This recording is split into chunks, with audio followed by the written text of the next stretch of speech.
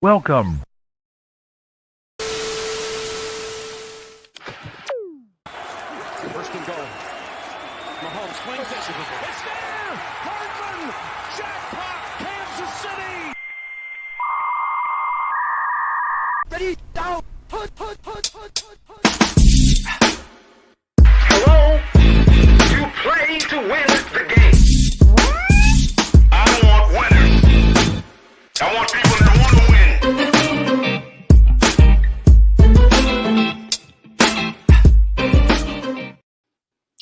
That's right. Welcome into the play call sheet.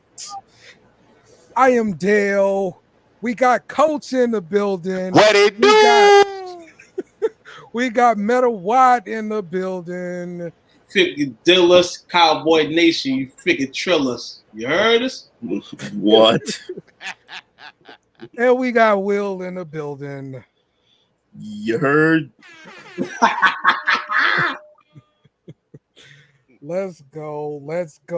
Week 2 of the preseason is behind us. How y'all feeling about your teams? Hey, I don't know I'm going to overreact. One thing I do like is them young horses we got in them trenches, dog. BB out there manhandling folks and Tyler guiding. Now, he got a test coming to him. He going up against the best in week 1, but he's nasty on that edge, man. Okay. My boys might have got it right again. Do not bet against first-round offensive linemen with him. All right.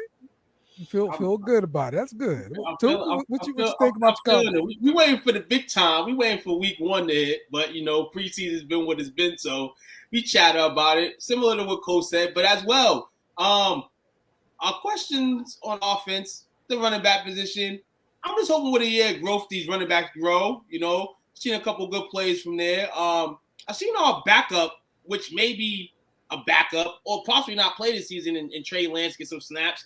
And that was great for his confidence. So, I didn't really care about this week's game. But Dominic, man, Dominic, out of all people, talk about the Raiders versus the Cowboys in the preseason, and y'all still didn't show up, man. But shout out to Gardner Minshew, man, who got the starter spot with the Raiders, man. But, my boys, man, we just waiting for week 1 and seeing we can produce. We know every year is. So we got to come with it and not talk about it. All right. Over here in Patriot land, I think the only story for the entire season that I care about will be how it is they keep Joe Milton off the field. I don't know how they're gonna do it. The fans are gonna go nuts pretty soon. So he did his thing again. What happened? He did his thing again. I don't even know that he's not really doing anything. It's just the way he looks when he's doing nothing is better than anything we've had here for the last 5 years. And honestly, physically better than anything we've had here in the last forever at quarterback. So, he's AR5 light. Like he's Anthony Richardson, but light. He's not as good, obviously. But physically, basically the same dude, which is scary. How they keep him off the field. Well? Yeah, they might have to cut him, honestly. They really might have to cut him the way they had to cut Jake's man's from Louisville. I think he was I forget his name, little speedy quarterback. But I don't know how they keep him on the roster because he's such a threat to Drake May and everything we have playing. I'll be real. Might have to play some tight end. If he says he'll play tight end, then he can probably stick around. Yeah, you're right. And you don't want to keep him so long that he for some reason has to demand something or intimidates the guy that you had at the 3rd pick, and that's Drake May. So I definitely agree with you, Will. But there's a smooth side to it. Obviously, both sides can happen. This side too. What if they keep that? Just in case something happens. And then, at the same time, the Patriot fans are calling for him. But I think they should keep him in the pocket if he's going to become this person, man. They need to do what the Steelers are probably going to do, which is have a package built in for him to come in. But herein lies the problem. If you set up a package for for Milton to come in and make some plays, that almost for sure means he enters the game for the Patriots before Drake May does. That can't really happen, right? Like we can't let that happen. Wait a minute. Yeah, if you have one, if you have two, you don't have one. Wait a minute now. What? You guys been talking to me about the Taysom Hill package for years now. Yeah. And now you're suggesting what have we been saying about that? For Milton. No. See, you got it wrong. You got it all wrong. I like how you like to change the narrative, though. No, the problem that anybody had with Taysom Hill is that he's getting paid $40 million. That's the problem. That's the problem. What does that matter to you? Is it coming? Is your money? Oh no, but it's your team's money, and it's the reason why they're still in cap hell. Don't worry about what he's getting paid. Okay, that's half of this we talk about. What do you mean? No, we probably talk about how much. We don't even talk about how much he's getting paid. Honestly, we just say if he's a utility man and you're paying him that much, have him more on the field doing the things you're supposed to do. If you're gonna sign him into that money, burn his ass out. Burn him out. You paid. That's not showing enough. You paid Troy Brown, Wes Welker money. It got weird. It had him all. Hold on. It had him doing all types of Troy Brown doing all types of crazy stuff, man, to keep that money around. Right. Like, but this is the sense of if you're gonna have this guy in Taysom Hill, you might as well use him. If Derek Carr's not doing good at the QB position, and you don't want Spencer Rattler in, you might as well let Taysom Hill do something. Taysom Hill made. This ain't supposed to be about this, but Taysom Hill made sense for the Breeze regime, like as a weapon to come in and change things up. Package. After that, it was insanity to pay him that much. It's crazy. That's all. You can do whatever you want with Joe Milton. He's on a rookie deal. If you're paying him that much money, he should have been including a lot more of the production in the offense. And also, but here's the other thing, though. That's the problem. He's such a gadget guy / quarterback that if you play him too much, you're going to get him hurt, and you're paying him too much to get him hurt. So they put themselves in a weird spot. I just thought it was a weird move. That's all. And to some of those Saints fans that got a little, they got they feathers ruffled earlier. Now in one Dale, at least I don't think so, but we about to find out about my prediction of week 8. But Spencer Rattler is starting. I say that because it's the same fan base that was clamoring for Taysom Hill to start when they knew he wasn't ready to start. Because you were so desperate on finding a starting quarterback. Well, look, hey, life after an elite quarterback is tough, is all I'm saying. Yeah. We know. Yeah. 17 starting quarterback between Romo and Aikman. Jeez. Yeah. That's a lot. How do you feel about your Saints, Dale? Yes. Thank you for asking about my Saints, because this week was the week. Okay. We saw what we needed to see. That came to terms. It's Super Bowl week. No, we saw what we needed to see. Coach, the offense looked good. I want to say it was like the 3rd or 4th series or whatever. They came out, it was clicking. I'm telling you, the running game looked good. The offensive line problems from last week were fixed. Okay, like we looked pretty good out there. And then turn your PS5 off. Listen, last year they did it to me. Okay, they came out there, they had a drive. Derek Carr went down the field, scored a touchdown. We're ready. I was like, yep, I seen enough. Take him out. Preseason. What are y'all doing? And this was that game. They got to do it to you every year. They got to give you that hope. And so this was that game. So no, I'm good with what I saw. I love how you frame it like it's their problem. Like that's a you problem. Your expectations from a preseason game. Every team's supposed to give their team hope that they're going to produce and look good during the season. No, that's not how that works. Yes. No. You think Giants fans have hope? They're selling tickets. You got to sell hope too. Come on. No. I agree with that. Even if your team, you know in your mind your team's not going to get it done, you got to have some hope in order to keep yourself motivated, because once it becomes a shitty season, it's a shitty season, man. You know, the reality is these preseason games, people feel ain't important. But as a groove in, you're trying to find a groove for your team, trying to find what your team needs. Like you said, Dale, your team, third, fourth drive of yesterday's game, Taysom Hill with the touchdown, he was feeling great, about to go into the half.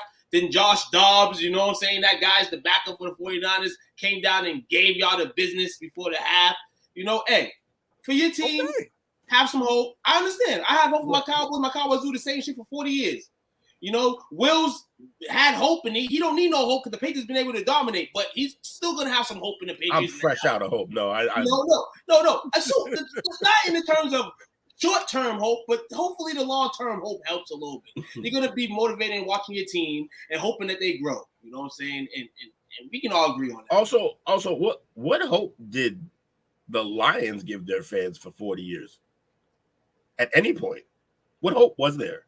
Every time they drafted that wide receiver, that was hope. Oh, so just that sounds like insanity. That's crazy. That is crazy. Yeah, that's crazy. But you're not selling tickets come watch us lose. The Lions, that's not how you selling tickets. I'm gonna tell y'all the Lions hope. Because it's kind of like the similar tree that they had. In the late 90s, the early 2000s, they was hoping that Barry Sanders came back. Then from the late 2010s to probably like before 2020, they was hoping that Calvin Johnson came back. So there was some hope still for the Lions. No, but hey, look, you're making my point. Those are two things that are hope-based, blatantly not on what the team is doing for them. That hope was in the player because they had no hope in the franchise. But no, yeah, you're absolutely right. But then there's franchises who don't have no hope, man. They finally got into that head. Oh, shit, man, damn, you see, Dale. I wish the Patriots and Saints played every year because this would probably be handled on the field. But, since y'all not playing this year, this is going to be a friendly competition between you fellas on who's swinging. I wish we were playing this year, too. I need that dub. Yeah, no. Give us that automatic dub. Y'all winning week 2, ain't you? I would love. Yeah, I hope the Saints win as many 8 games as they can. Many 8 games as they can. It's okay. So how do y'all feel about the possibility that your Saints may finish third in their division? Only by default, too, because you can't finish lower than the Panthers.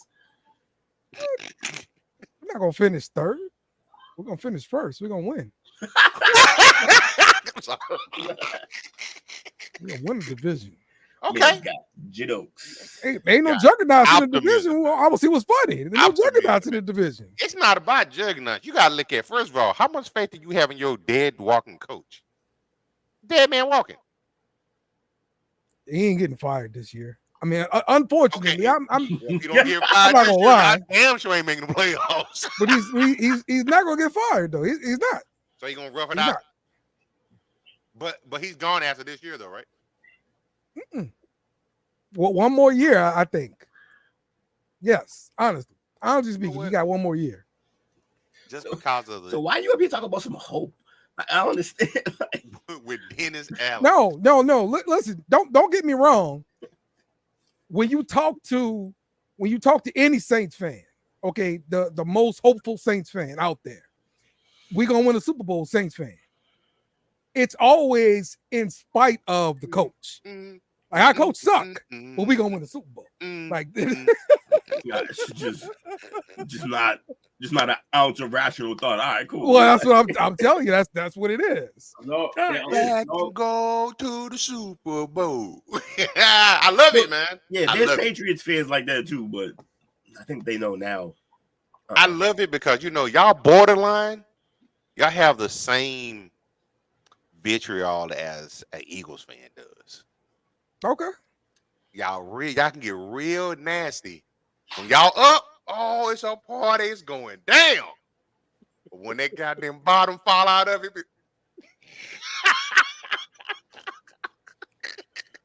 man. Looking forward to it.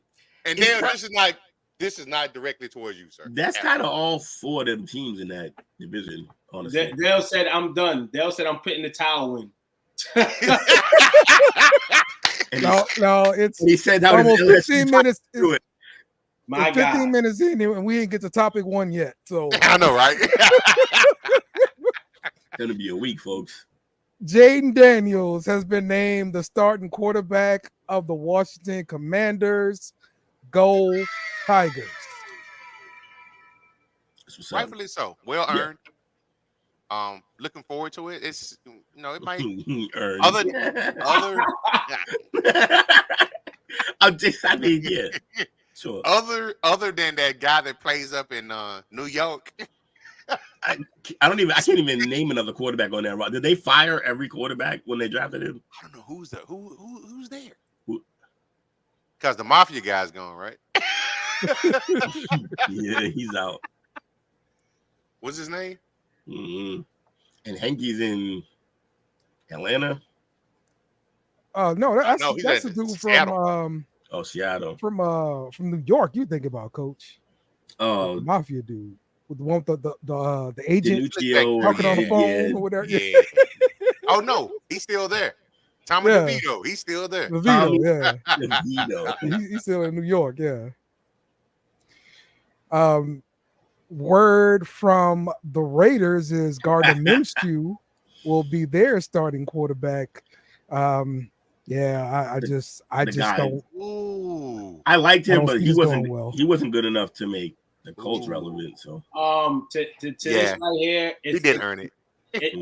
He's the modern, like we know, we've acclaimed him as like the modern, I guess, not in terms of championship. He's not Nick Foles won a championship, but it's kind of like that role. We know he's Fitzpatrick guy. That guy that's like he's done nothing wrong, but excites fans. I feel like this guy can still move jerseys. He has a personality that people kind of that people like. He's a bridge quarterback. And and he's definitely a good bridge guy. The Raiders, who didn't select the QB beginning of the season, they still got Aiden, right? Backing them up. It's a good move to go into the opening of the season, man. But you would have expected McConnell to get the go, so he didn't, which means they don't have a quarterback, so they got to figure that out next year. And this too. What up, Daniels, man? Shout out to him, man. I didn't get to say anything, but shout out to him to be the QB of the Commanders. Moving on up, man. He got weapons. The only thing I worry about with McDaniels obviously is his size, and then the fact that he's not gonna get a lot of excuses. He's gonna get all the time in the world. He's a rookie quarterback, but they have a lot of weapons. They have like pieces everywhere, and so he's gonna be. And there's gonna be a little pressure to perform early. Yes, sir, man. It's definitely gonna be in between the two, man. Hey, shout out, man. Obviously, who has a better record this year, the Commanders or the Raiders? Random as hell, but Commanders. I think the Commanders. I think the Raiders quarterback situation is a nightmare, and I think they're gonna want to move on from Adams. Quarterback situation, running back situation. Yeah. Probably, I feel sorry for my guy Max Crosby though. He's one of my favorite players in the league. Yeah, I mean, it's rough. But he's getting paid to do it. You're getting paid to have a lot of fun and live in Vegas. And it is crazy because Vegas. I mean, they had the car man, and they let him go. And like you said, they had Jacobs, and they let him go. You still had Devonta. So at one point, you had a serviceable QB. You had one of the top running backs in the league. You had him from mid tight end that's decent, and you had Adams. And even when you got rid of Derek, you still had Jacobs in them. They didn't go for the situation like the rest of the NFL does. You didn't go sign for like a QB that's like on the rocks and seems like, this guy used to be like the guy, and now you just want him to be the guy because you're a QB away. And they realize they're not a QB away. Realize a whole bunch of pieces away. So maybe this is a smart move going down and on down the road for the Las Vegas Raiders in terms of what they're doing right now. What they have to sacrifice ultimately is games lost. You know what I'm saying? But I feel like it'll come. So Max Crosby, and I think he'll get his good light. At some point with this team. All right, and more news around the NFL. Matthew Judon was traded from the Patriots to the Atlanta Falcons. Will, you guys received a 3rd round pick as compensation for him. Please explain how this makes you better. Yeah, again, Dale, not every move is to make you better. But this move makes it better because it's addition by subtraction. He wasn't meshing in the locker room anymore. When you come in as a new head coach, you need your leaders on both sides of the ball to be all bought into what you're doing, and it doesn't seem like he was because of the contract or whatever the reason was. But it also kind of seems like he definitely rubbed somebody the wrong way because when he was out the door after his tweet was heartbroken. Well, you kind of made your bed, bro. Like, we had already given you the first deal to come here. Then I think we gave him another deal after that, and he wanted to renegotiate again. And it's just like, all right, like at what point? Just play also, ball. If he wanted to renegotiate because he missed out on bonuses in that second deal that we gave him because he got hurt. And he wants to keep doing the 1-year deals. He likes gambling on himself. And we were over. Okay. We're like, yeah. So he likes to do the 1 year, and we were like, nah, we're all set. Yeah, man. This is we had to go. Where it's like the Patriot obviously is gonna become Mayo's way, and that could be the Patriot way or not, but it's still rolling that aspect, man. Like they have a next guy up situation where they have guys in camp or a guy at camp that could potentially take Judon's spot, you know what I'm saying? And they can give him, you know, what they want to give him for Judon. And then he goes to Atlanta and then he quotes today like, oh, well, I haven't proved to this team that I'm worth anything. But you know your coach has been there as a head coach, he's feeling like you haven't earned that. And you're trying to bring that dog in by saying you want a contract extension. And shout out to Gerard Mayo for not biting on it, man. You know, get rid of him. You know what I'm saying? Get rid of the headaches in the locker room. We don't need this man trying to start a new regime. It was his first very Bill Belichickian move. This is exactly the way Bill would have handled it. Oh, okay, bye. And that's what he did. Also, I don't really know. I would have liked to gotten more than a 3rd round pick for him, obviously, but that's my problem with it. Yeah. But it's kind of hard when the rumors around are that we're gonna move on. So I also think it's part of a new coach sending a message to the rest of the team. We just got rid of our very best defensive player. No, not one of your jobs are safe. Not one. Not one. I don't care. The nasty rookie Gonzalez from last year, you only played half a year, if that, because you got hurt. Your job's not safe. Drake May, your job, you might not even get the job. You might not even get the job. Nobody's job safe. And from that standpoint, I don't mind what he did. Yes, you want more, but again, I don't know if you can get more if you need to get him out fast and if everyone knows that he wants to move on. So this same thing sort of happened with the Saints. Yeah. Back in 2003, where they traded CJ Gardner-Johnson to the Eagles in exchange for a 5th, pretty much. 23, yeah. And so I was pissed as a fan because this is a starter and we're getting a 5th round pick back for him. And it's all because of, like you said, the rumors. Everybody knows, hey, he wants a new contract and we're not coming to terms on his contract. And so now he's in practice and he's crying about, you know, oh, I'm gonna get injured. I don't want to get injured from my contract and all this kind of stuff, and ruining the locker room. But at the end of the day, we got nothing back for him. And Philadelphia got a great player. He still didn't get a new contract. But everyone also does this. They do this equation wrong. Every fan does this equation wrong. The equation isn't player and what you get back. It's if I don't do this, I get nothing because they walk. So it's not versus the player. It's versus getting nothing. Because if you don't sign Gardner-Johnson, then he leaves at the end of that season and you get nothing for him. Same thing with Judon. If we don't do this deal and for some reason he does come in and just plays on the deal that he's on, then he plays, you get the 1 year, then he leaves for nothing. So you still got something back. Mm-hmm. It's not versus the player necessarily. Okay. At least on the 1 year deals. Like if the guy's on the last. Now, if it's a big deal, then obviously, you got to match. You got to get back what you give out or at least close to it. But a good deal is when both sides are unhappy. So okay. They ain't unhappy though. We are. Sticking sticking on the Falcons, one of the stories coming out of week 2 was from Raheem Morris saying they've seen enough from Michael Penix, and so he's not going to play anymore this preseason. What do y'all think about that? Just I don't know, as a statement and just overall for Michael Penix. Makes perfect sense. Makes 100%. perfect sense. I say it from this aspect of he's a rookie. Mm-hmm. Confidence means a lot. He showed enough that, you know what, we got something we can work with there.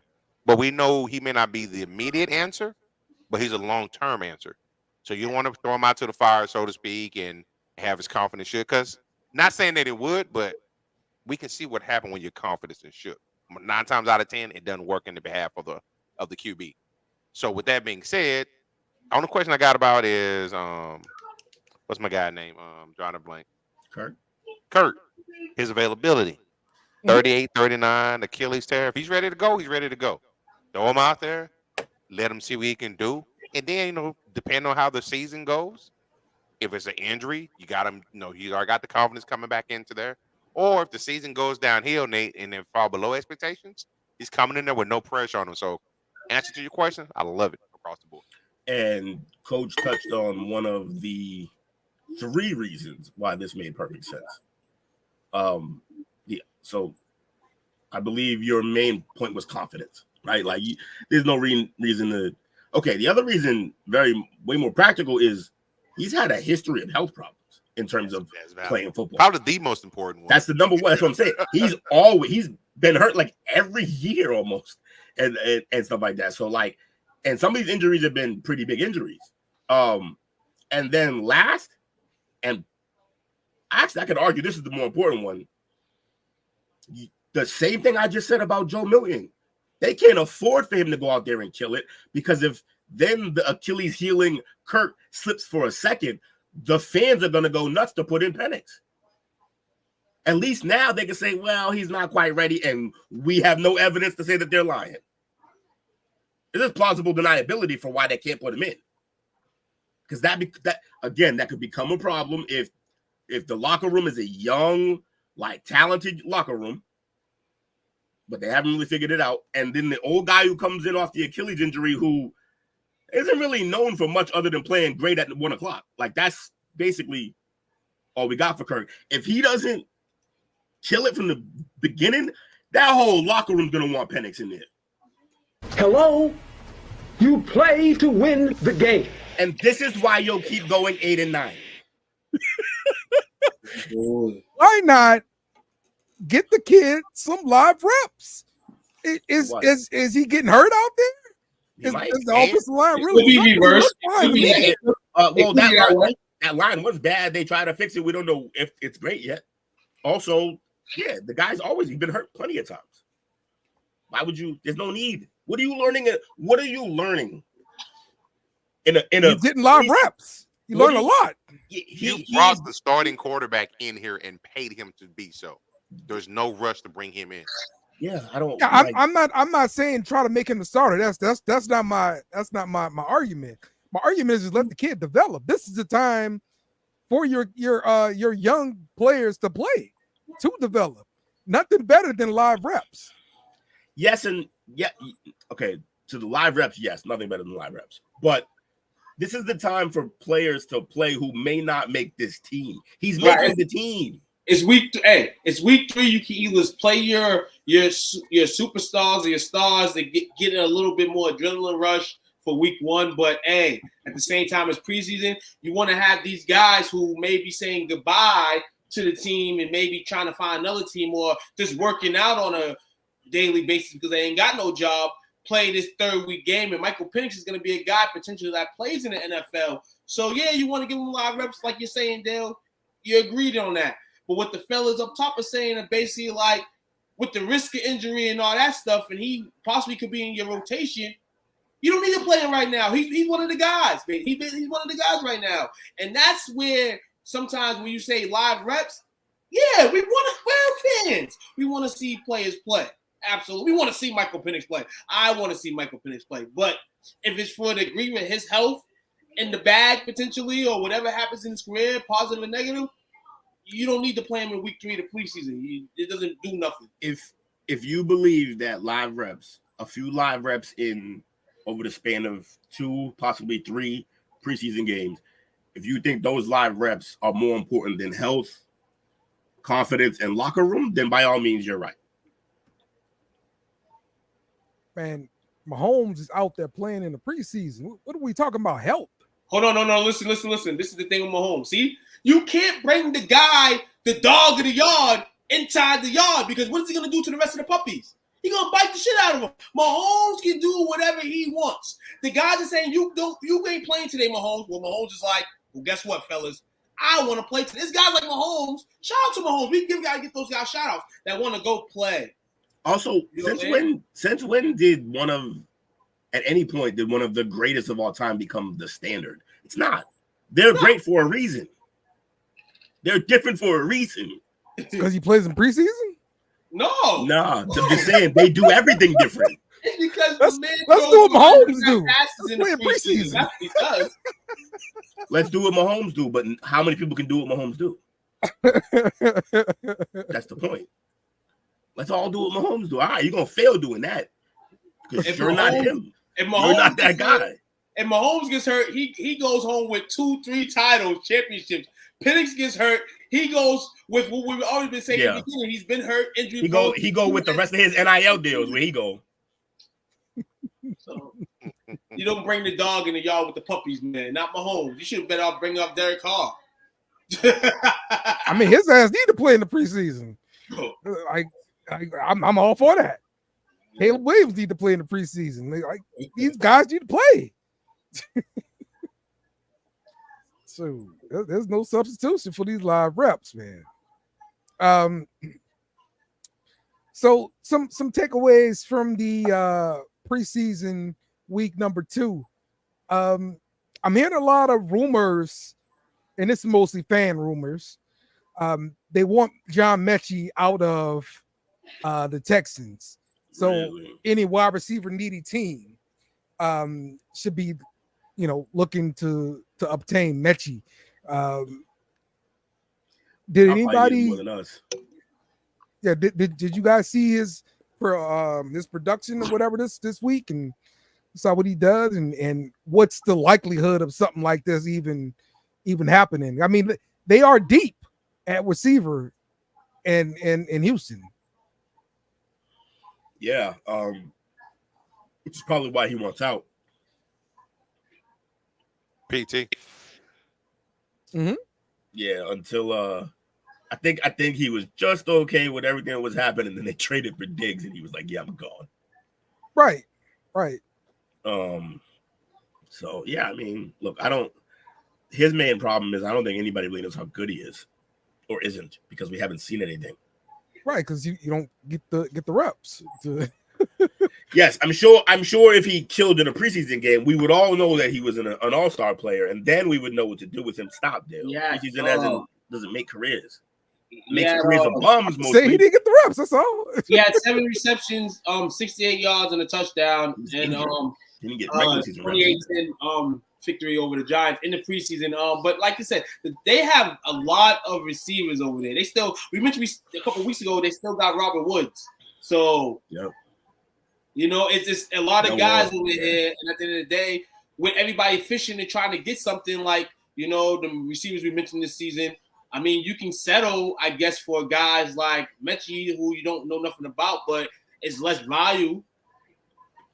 Yeah, he was 6th. He wanted to go. He's 6th on the chart right there. Like he's the backup slot, not even backup to a starting position. So, well, let's talk about quarterbacks that need more preseason work, and that's Daniel Jones with the Giants. Did y'all see that pick 6 he threw to Petrie? I did not. I heard about it though. It was ridiculous. Okay, I would show it, but you know what's gonna happen if I show it. So he threw an interception, pick 6, like right there in the shadow of his own goal post, pretty much. So it was terrible. And I think everybody needs to pray for Malik Neighbors right now because he's got Daniel Jones as a quarterback, and I don't know if this is really going to work. No, all right, and I don't want anybody to be talking about, oh, Malik Neighbors is garbage. He came from LSU and he was a bust. No, he's got Daniel Jones as a quarterback. That's what it is. I'm taking up for my guy. You taking up? Yeah, you taking. I mean, he had a few decent. He had a play or two the other night that I seen. Shout out to Malik Neighbors, but yeah, we talk about players that need more preseason reps. We've seen a lot of Daniel Jones over the course of the last 3 years to kind of know what he is. The question is, how long are the Giants going to stick with him? And they ultimately got to stick with him, for a little bit. It's a bad side, and it's sorry that your guy was good enough to be, in the top 10, to be picked. And that's a bad situation for him sometimes, man, when you're a guy that's been so dominant. You enter this draft situation, you're going to one of the shittiest teams in the league probably. Some of those teams might improve, but are the Giants going to improve this season? I don't know, man. Well, that's something else we didn't talk about. The Chargers supposedly offer Cap a coaching position. We spoke about it a little bit on the parlay perspective. I mean, that's his dog. Turned it down. That's his boy, and we can say entertaining and do all that, but we know this is a business. We've seen what's happening in a lot of businesses. You know what I'm saying? People, bring the homies in sometimes. You know what I'm saying? And we're not going to sit here and act like throughout all the Kaepernick stuff that he has never played the game. He played the game. Maybe he could bring something to the players. Who knows what Harbaugh's going to use him in? But shout out to Harbaugh again, like I said last Wednesday night for reaching out and still being supportive of Kaepernick and vice versa on Kaepernick's side. And you should have known that. You should have known not to draft Neighbors anyway because of Daniel Jones. Right. If he was there or not, or available or not. Yeah. Those two interceptions change your. Hold on. Those two preseason interceptions change your opinion on what Daniel Jones is. His mid-season form. Right. That's Daniel Jones' prime right there. Yeah, he had many chances to play football other than the NFL, but he's not bringing them back in the NFL to be a player. He's bringing them to be a coach. If you read the article, you would see that, but it's not to be a football player. Kaepernick, he will say, we're still working out and all that. That's just the way a person, either in retirement to a certain point or actual player, is going to talk. Kaepernick know he's not coming back to the NFL as a player. He better be blessed enough to be able to come on the coaching staff, if he's feeling that way. But from what we said, he's on vacation and he's going to reach out. So we'll see on it. Okay. All right. So we're going to do some NFC East and AFC East predictions today. But first, let's take a quick break, and we'll come back with that. You guys stick with us. I'll let you know step on watch right now. I'm taking it right now. Joe Burrow ain't winning no championship. He can dye his hair all he wants. Something wrong with him. Something wrong with that guy. I remember back in the day when Reggie Miller and the Indiana Pacers shaved their head for the playoffs. Go ahead. For the game, that was their gangster approach. And guess what they did? Guess what happened? They ain't win no title. The parlay perspective.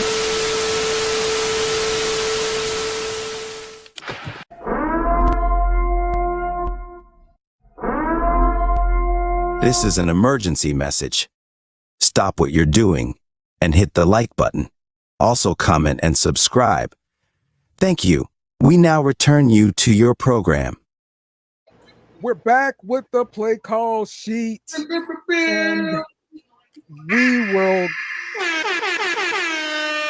That's right. That's right. And we're going to start off with doing the AFC East and our predictions. So here we go. The AFC East.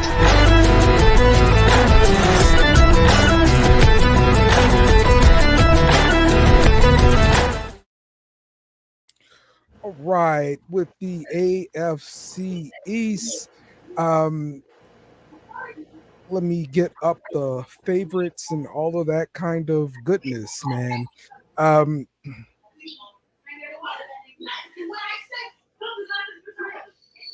Who do you guys think is the favorite? Just right off the, I guess, off the cuff. Miami. Okay. So, just looking at, it's probably the Jets because of Aaron Rodgers. I thought Aaron Rodgers would be the actual favorite. Man, what the hell's wrong with this thing?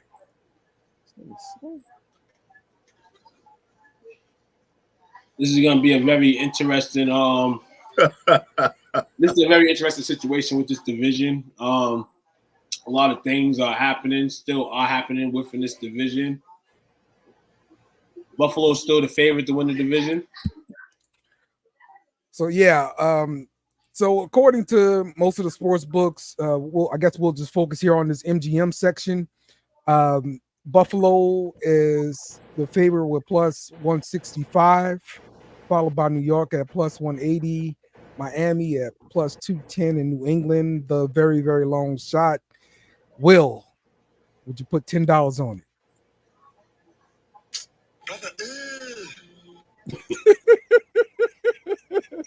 I would put $10. I would put $10 on the Jets to win the division. Yeah. I would take it. I would take the one. Yeah, I would take the Jets. I would take the Jets to win the division. That Miami number's better, and I feel like their team is better. Yeah, their team is better. For the if we had to say two-point panic mode, I would take Miami, but that New York number is not bad. Panic. We need like a segment, the two-point panic mode bets. Panic mode bets, man. My panic mode would be New York because New York's in a panic, and I want to be in panic for them. Obviously, you get Rodgers back. Hopefully, this offense can stay in sync, and he can stay in sync to have them in sync. Because if he's somewhat of a little shadow of what he is, you're not going to get the 100% air you got in Green Bay. You'll get a 45, 50, 55 guy. If he's a 60, 65 guy, then you'll take that. That's kind of what all QBs are in this league for the most matter.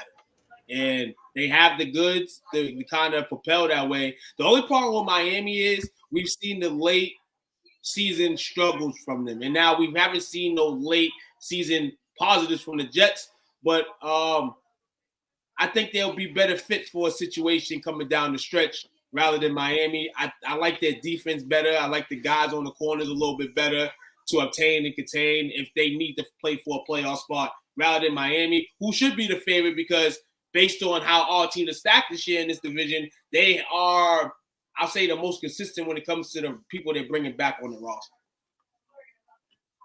Okay. What do y'all think about the Jets overall? Because I thought that might have been the favorite because of Aaron Rodgers. I know Rodgers was complaining, well, not complaining, but Rodgers was trying to get a trade going for some other receiver, Devontae Adams, right? Again, I don't see that happening, but do you think they actually need another receiver? We ended up looking at the receivers a couple weeks back and noticed that it's not as good as we thought it was. Yeah. Okay. Outside of Garrett Wilson, you got aging and often injured Mike Williams. Yeah. And Xavier Gibson. Those are your three starters. Then Lazard, which is his guy, but also the guy that he left the team when that was the main guy left. Xavier Gibson's pretty good, but yeah, I don't know. If Gibson takes a big step, which he showed some promise last year. He just had a terrible quarterback. Wasn't he the rookie last year? Yeah, he was the one that they won the first game because of his return, remember? Yeah. Yep. Yeah. Then we're like, oh, they're going to rally, and then they fucking suck the rest of the year. But yeah, he's pretty much a... He's a what? I feel like, you can kind of use another screw in this receiving core. And it actually would, depending on who you grab, would make every single player on this roster, as obvious probably, a bit better, where they're going to be slotted. Like, if we go get a guy like Devontae Adams, that is going to be fucking perfect window work for Garrett Wilson, who we already put on the cusp of being that one of those next guys coming up. He just needs a guy that's going to give him the ball weekly. And if Aaron can go get his boy, and I'm pretty sure he likes Garrett Wilson enough to, continue to wave, that'll be dope. But like you said, there's really nobody over here that pops your eye but Garrett Wilson. He's familiar with Lassard. I can see him bringing somebody else in. Or unless one of these guys on the roster, ends up – one thing we know, I mean, this is not Green Bay, but this is New York. Somebody else is going to get familiar. Somebody else is going to have to get familiar if this is the roster they bring in, and have during the season with Aaron. Somebody's going to have to get it at some point. So Rodgers trying to trade for Adams means he don't trust his receiver now. No, that don't mean that. I mean, all them boys, what are they? They all recruited KD. You think they didn't trust each other on the Warriors? No, they did. You just have to make a team better. You do it. So y'all picked them to win a division, right? Or somebody did? Not me. I picked them. The Dolphins. I said I'll put $10 on the Jets. If I had to put $10 on right now, yep. If you had to seed them right now, what would you seed them in the AFC? I seed them. I mean, if they win this 4 divisions AFC, they're gonna crawl out of the worst division. I'll say fourth. Okay. So fifth, if they slide and don't win a division, maybe fifth. So a hell of a postseason run to get to the big dance and possibly compete for it all, right? Mm-hmm. So the reason why I ask that is you're trading Devontae Adams. Does he make them that much better to put them in a top 1 or 2 seed? Yes. If again, it like every team, it depends on if Aaron stays healthy. The only reason we're talking about it is because he didn't last year. But right. If he's on the field and you give one of the best quarterbacks the game's ever seen, one of the best receivers the game's ever seen. Oh, by the way, it's like his best friend, receiver buddy. Yeah, it probably makes the team better. What assets do you think they have available to obtain Adams? It would be some pick of a sort, and maybe it would cost them the Gibson kid we just talked about. Oh, hold on. They're not going to give up Garrett. They're going to want Garrett. They're not going to give up Garrett. Hold on. Right. What's that situation with homie? Reddick. Reddick? Hassan Reddick. That whole situation. He's about to get cancer in their locker room. I don't know what's going to happen with that. Probably not that. I want everybody to be very careful with that, though. Because you're right, Coach. He's going to turn into a cancer, but I want to be very clear. It's not going to be that he's a cancerous player. No. It's their fault. It's their fault. You don't get him when they trade. You don't trade for a player who wants a contract. He's going to expect the contract right. when he gets there. If you traded, the only reason he was available for trade was because he wanted a deal. You do not bring him in without a deal on the table. Right. The fact that you haven't done that, that's your problem. You created a problem in your own locker room. Classic, though. Classic. It's the same thing the Falcons did with Judon, and Judon is playing. No, but Judon, it's not the same. Don't want a contract. It's not the same because Judon loves the 1-year deal, so he's on one. That's what he wants to be on. That's what he wants. Okay. Because he knows after this, he can go out and shop himself. Right. Okay. He's betting on himself, which didn't. He got mad. The time left. But that's what bothered us. I think us as a franchise with him is that he basically bet on himself last year, got hurt, and then he's wondering why we don't want to run that same scenario again, where we pay him all this money and then he could get hurt. Like he's like, no, we're not going to do that again. We just did that. It didn't work out. You want more money now because you didn't get your incentives from last year. So yeah, that's why I didn't mind the trade. Now he's ego tripping. Yeah, but I'm looking at it from the aspect of y'all didn't want to do it for him. He goes to a new team. I really don't want a new contract because I want to prove that I can go out there and get my money. So is he being genuine to himself in that aspect, or would you want the security? Well, if past is prologue, then no, this is what he likes to do. He likes playing on the 1 year. He gambles on himself every time. He even said going to Atlanta, like I mentioned earlier, he said, this team, I have not been on this team long enough to be deserving for this team of signing to a deal. With the Patriots, I felt like I maxed myself and over the maxing my production to get that with the Patriots because he wanted to stay a Patriot. But if he had to, like Will said, he likes that 1 year situation where he's going to gamble with this team now, opposed to the team that he felt like he did. Now he has to understand that it's a business now. You know what I'm saying? The opposite of Hassan Reddick now, who wants. Well, he knows. You know what I'm saying? And, I think him saying that is all lip service, though. I think he just saying that. At the end of the day, at some point he's gonna want his money. 5-6 games in, when he's dominating, he's gonna come back to the table. Yeah, I can see that. All right, let's talk about the favorite Buffalo Bills. Sure. Plus 180 here. That made no sense to me.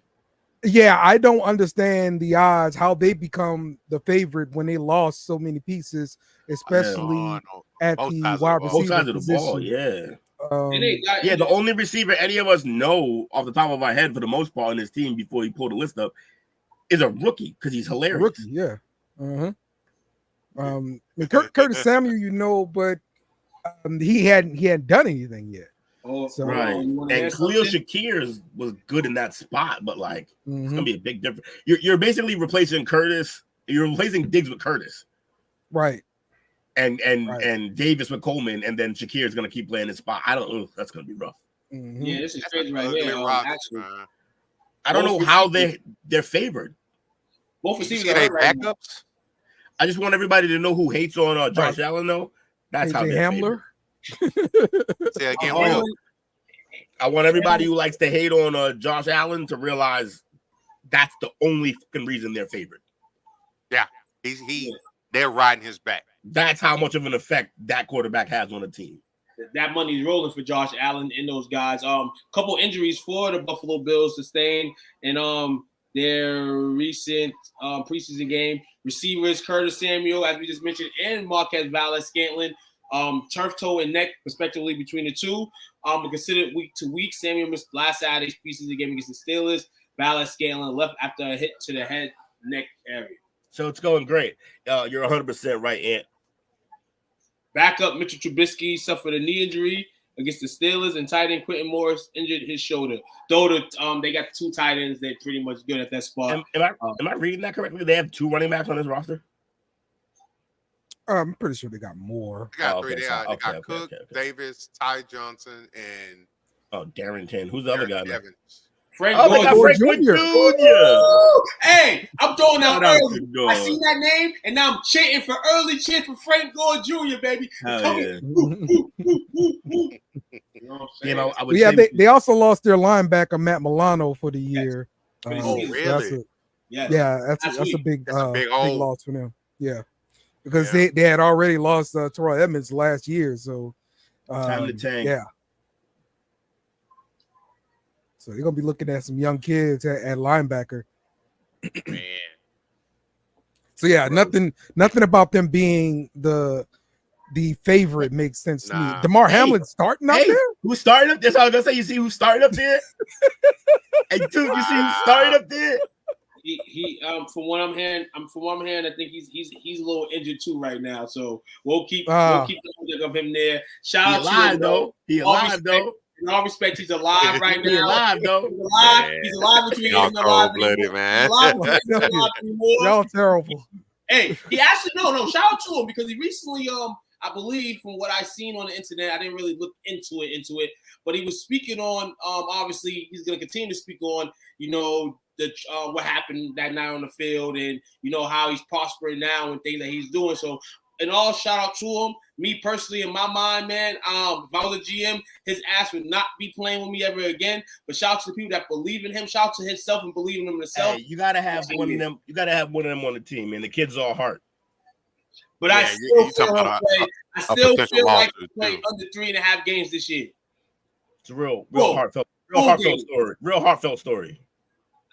I want to see him play a full 60-minute game. He probably won't be able to do that again, but I'll let you see that, man. Hey, they got him starting. See what happens. They got him started, man. So shout out to the man. Real shit. There's no way he's not playing if they don't believe he can play 60 minutes. I mean, no. Dale, it's gonna come year by year. The reps are gonna come year by year. Last year, they gave him the little reps as they should. They have to be precautious. This year, it's going to rep up a little bit. I expect that now. You still got him on the roster probably. But at the end of the day, you still banked him up with a little bit of cash, too, on the side. So this could play either one of 2 ways. So he's going to have to go again and prove himself, that he's not only back to par, but he's able to reach that next step and just be able to play 60, 70% of the snaps on the field. You should have got it last year, Ed. All right. Well, that wraps up the AFC East. Let's He's not go getting it to this year. the. He's not eligible for it this year. He played last year. Definition of a comeback. Yeah. He should have won it, Definition. You can't come back from further than he came back from. You cannot. I promise. All right, let's check out the NFC East. The NFC East. The NFC East. All right, with the NFC East, let me share the right page. There we go. The favorite is Philadelphia minus 120. The Cowboys are plus 150. Washington is plus 1100, and New York is plus 1400. I'm surprised to see Philadelphia just so far ahead in the odds.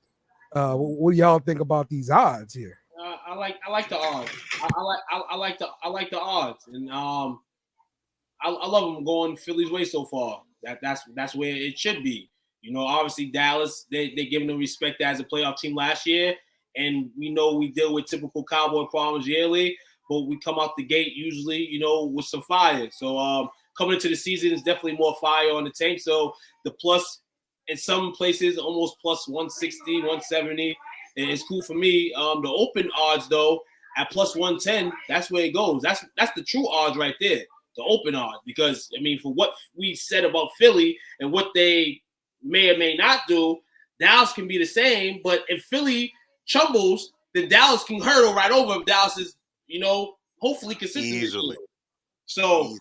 I like those open odds right now. Obviously, my money in the belt would be going to Dallas if I had to put a bet on the NFC East team. What the hell are you thinking of drinking if I'm going for any other team? But in all, that's what it is. Washington at 900, cool.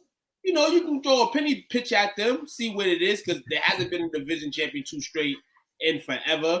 So that means another 2003. So if it is in Dallas, it potentially could be Philly or Washington or the fifth. So, and all, hey, penny pitch any of these. Don't penny pitch New York. Don't penny pitch New York. I'll tell you that. All right, let's start off with the Giants. What we're seeing from their roster. I agree with that. Yeah. I agree with that. When CeeDee gets that deal signed and inked, that Cowboys is going to flip over. So take your money right now at the plus. That's the good time to take the money when it's at a low plus like that, everybody. Real talk, because the chances are more thrilling, and you might get a chance to cash that out. He played quarterback? Huh? I said he played quarterback? Nah, he doesn't play quarterback, but I feel like for what off QB has done over his stance in his career, he's gonna go out there and he's gonna play. So I can dig it. Okay. The Giants. Let's talk about what they've done this offseason, bringing in Malik Neighbors. They did bring in Devin Singletary to replace Barkley.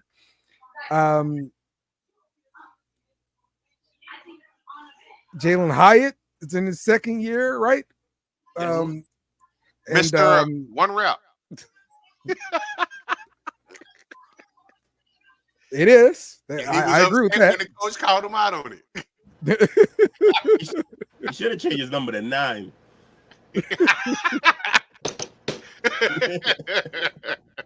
I mean, look, when you got that kind of speed, you better be good at that route. So there you go. He's good at that route. And after what I saw this last game with Daniel Jones, I really don't have much faith in this offense. I feel sorry for their franchise, man. Yeah.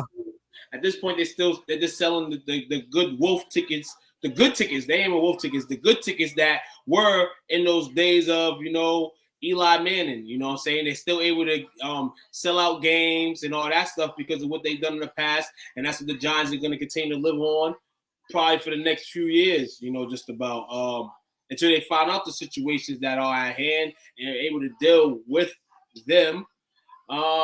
They had a flash in the pan a few years ago. You could take that or leave that. If you're a New York fan, you're going to think, well, the sky's the limit, right? But we kind of knew they still had problems within that they had to gel. Now it's coming to reality. You sign Daniel, you let go of Saquon. Now you're really going to see these problems head on. And, I mean, good thing that they was able to beat Tom Brady in those 2 championships because they will really be getting shitted on. But I think the city is satisfied with what they got. They're going to be competing with Carolina for the top spot in the draft. And I think that's good for them if they are doing that right now. Compared to, yeah. Arch is 2 years, 3 years. But Ewers, Sanders. Was it Beck? I don't believe in Beck. Nah. I don't believe in Georgia. Giants fans, y'all remind me of Menace to Society, though, man. You said what? Giants fans remind me of Menace to Society. Yeah. I feel sorry for your mother. They gonna. I think the coach. Do you think the coach on the hot seat? Yeah, he got a. Whoa. I don't think it's his fault. I think the GM should be on the hot seat first. Yeah, I think they hired a quarterback. If he signed off on Saquon not getting the money. Well, either way, they hired a quarterback guru. Isn't that what he's supposed to do? What he's supposed to do? He's a special team guy, right? I thought that was a special team guy they got from New England. Nah, they got him from Buffalo. When he had Josh Allen playing a lot better because his offense is good. All right, well, then fix this guy. If not, then find the guy. I think this is what Will says, and he probably won't get that slack for that. Is that you could tell somebody that, hey, come fix this guy. You come here to be like, hey, make us a guy like that. There's sometimes where the guy sharpens, he listens, but it's all about repetition. And if Daniel Jones is not keeping that on repeat, then at some point it's the coach's fault. But at this point right now, it's not. It's the reality of Daniel Jones more. Well, also, like, the job isn't necessarily come in and fix the guy. I mean, if you can, yes. But it's also, this is what you're good at. So then give us an appraisal. Like, let us know. And I think the answer is, this ain't the fucking guy. Like, so we gotta. 2 years ago, I think he worked some wonders with Jones. He had him looking serviceable. He got him hurt. In the playoffs. That's his confidence. Yeah. Because confident. And wasn't at one point in time there was dissension in the locker room where it was like, man, we got to get this dude up out of here. He's also a weird dude. He got 2 years max. He got 2 years max. Right now, I'm looking at his career record: 16, 19, and 1. Regular season 15 and 18. So if he these next 2 seasons, if he's below 500, we were signaling this year is going to be a way low dip. And then next year, I think they'll let the can on him then. He won a playoff game? He won a playoff game. Yes, 1-1 in the postseason. He beat the Vikings after 4 o'clock. That game was after 4 o'clock, Will. That's not Kirk. That's Daniel. No, they beat Kirk. Yeah. Because it was that year. Because it wasn't one. And it's crazy that was Daniel Jones that beat him that day because he played an excellent game that day. Shout out to him. I think he's gone after this year. Daniel? Yeah, because next year he's a $22 million cap hit. I'm sorry, take it back. He's a $22 million dead hit. Cap hit is 41.6. They're not going to eat that. And they're not going to renegotiate their contract. Yeah, Daniel gone. So they'll play one year. Coach gone next year. Potentially. So you mean they can get out before that kicks in, right? Is what you're saying, Coach? Yes. After this year, okay, they can get out after this season. My fault. Go ahead. Took, would you take this bet? The Giants as the last remaining winless team plus 1,000. I'd have to look at schedules. Now with them Panthers. Panthers are tough though. I'm gonna be. Hold on. Let me look at Carolina. What is it? Plus what? Plus 1,000. You throw a tenner on it. Why not?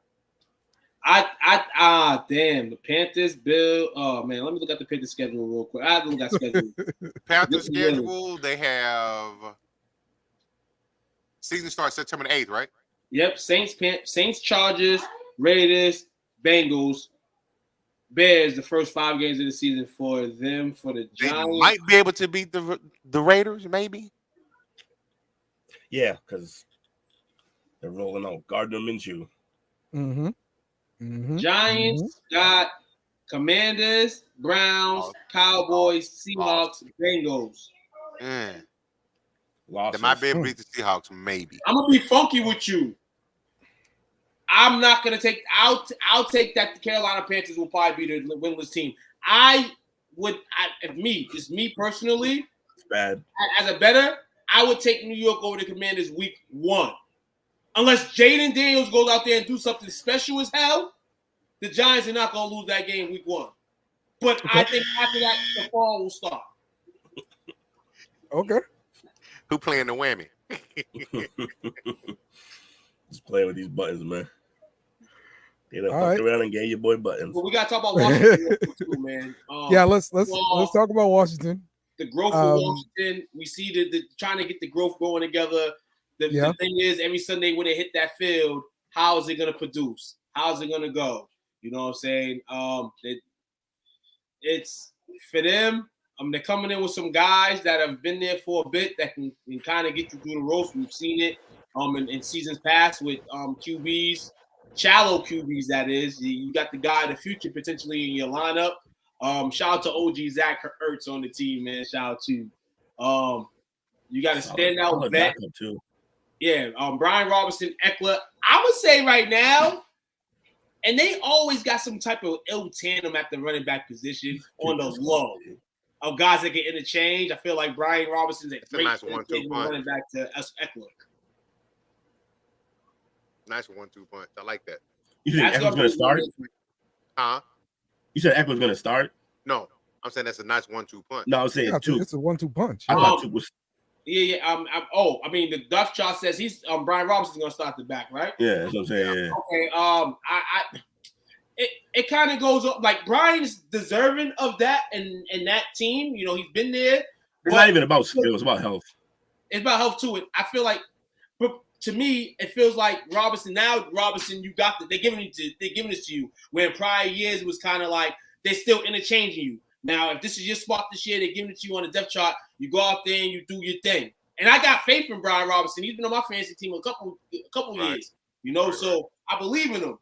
But they got the receiver play. If you can go out there and Eckler can give you what he was giving you with the Chargers, minus the little injuries now, and still give you what you can do, yeah, man, that's going to be a good 1-2 punch, like Coach said, man. It's fire. I actually thought that Eckler was the starter. My apologies for that. Washington's best bet, though, they've got to keep Daniels upright. That too. Yeah. Because if he don't, this can unravel real fast. Yeah, Mariota's the backup there. He's cooked. Mm-hmm. For sure. Jeff Driscoll's gross. On defense, look like they kind of took a step back to me though. They got some service. I like some pieces in there. I like. Ron Payne's a beast. Jonathan Allen's still there. How's the Farrell kid? Right, Farrell. Like he's still a bust. But everybody else, I like Frankie. I like Frankie Louvu. I like Wags is there now. They got followers there. I like Jeremy Chin too. I like they Chin. got Chin. All out. They scooped Chin. Yeah, I like they got talent. I don't know how great they'll be, but they got talent. And they still got the vanilla gorilla. Yeah, they do. That's crazy. So and you got to think from a defensive standpoint, implementation. Quinn is one of the best. Right. Okay. That team that he inherited with Dallas was historically terrible that he got from Nolan, and he made him serviceable. So I think he's going to have the same impact with the defense. I think with them, it's just wholeheartedly on health because they don't have much depth. And that's on both sides. Gotcha. Yeah. Yeah. Depth separates a lot of teams for sure. So okay. Let's go over to the Cowboys. Who's next up on the list? We do not care. Plus 150 there. Good one. So let's CeeDee Lamb still out with the he's still kind of practicing, right? Yeah, he's still working out, and he gained 14, 15 pounds of muscle. Okay. All right. So You still got Brandon Cooks at the other receiver there. I don't like the depth afterwards, just looking at it. I'm gonna tell you somebody to keep your eye on, the rookie, Ron Flournoy. Okay. Shows flashes, and he is being mentored by my man Chris from the Vikings. Okay. That's it. That's the guy. mentor. That's the the guy. fall guy. Chris That's Carter. the guy that was doing that Michael Irvin treatment. Yep. Had a solid career. Yep. Yeah. I mean, hopefully for him, he just does not do the other stuff and have a solid career, man. But I know, right? No. I don't know. That's when the Super Bowls when they had crack up in there. Oh, Minnesota! Ain't Minnesota the Super Bowl winner this year? Minnesota? Is Who it you talking about? Where it's going to be held at? Where's it held at this year? Sorry if I said New Minnesota. Orleans. It's held in New Orleans this year? Yeah. Poetic justice. Poetic justice at all, man. But for Dallas, obviously, like I said, I just come in with the feeling with the receiver position. I agree with you there on, what that is right now. I wish for some slight improvement, but it's getting too close to the season for me, man. So it comes into just being a fan and hoping one of these guys can step up. And if not, then that's something we're gonna address depending on how our season goes, man. How do you feel about Rico Dowell? Dowell's nice, but he runs hard. Okay. I think the odd man out is going to be Malik Davis. He's been banged up a little bit. Yeah, he's a forward. Okay. I think it's going to be Zeke, Rico, Freeman, and Deuce. Deuce, baby. Hey, yo, I just want games to come when we're using that Deuce, baby. You know what I'm saying? I just can't wait for when they throw Deuce over the goal line. Over the goal post, Will. I drafted Deuce in a dynasty league, just hoping for something. I got nothing, so not a big fan. You play stupid games, you win stupid prizes. Now, for me, the strength on this team, obviously, other than the secondary, and I spoke about it earlier, that offensive line. Offensive line? I'm liking what I'm seeing. It should be Guyton, Tyler Smith, Cooper Beebe at center, the ageless Zach Martin, and Turnstile. Turnstile should have a rebound. He's 2 years removed off that knee injury, so he should bounce back. Okay. And they got some depth behind him with TJ Bass, Josh Ball, Walesko. They got some pretty good depth. I love that. Everybody love this. I mean, some people love this season before it starts, man. It always seems like the problems are there during the offseason for the Cowboys, but one thing they always do for me, man, and as the season gets closer, man, the adrenaline keeps pumping for that first game, man, to see how my guys are. We know they're gonna wear those fucking blue jerseys on the fucking football field week one. Maybe wear the white ones. But in all, man, I want to see I want to see how this team responds for all the slander we've been getting all year. We don't sign nobody. Oh, the Cowboys gonna win big. All that extra stuff that was being said to now. I want to see it, man. And this division right here can be very, very, very, very, very storytelling. Got a lot of teams, man, trying to fill out that next paragraph in their story, good or bad, and it's gonna be interesting to see what these teams do, man. And the team on the come up is Washington. Worst team is the Giants. I can see. So wait, y'all don't like the blue jerseys?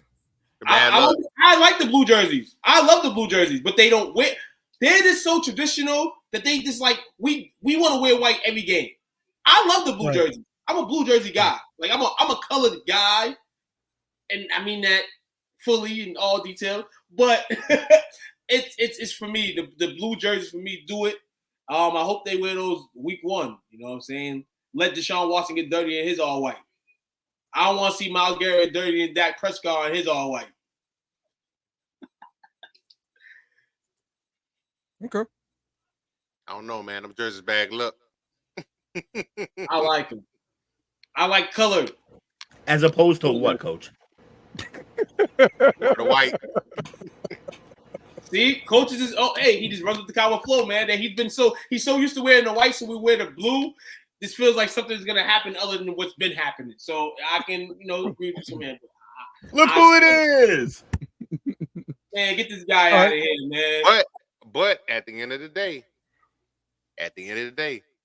as long as this dude here suits up, we be all right in the division. Yeah, let's talk defense. How do you feel about the defense here? Starting off with Micah Parsons. Michael Parsons is the going to defense. move all over the field this year. He's not just going to be at end.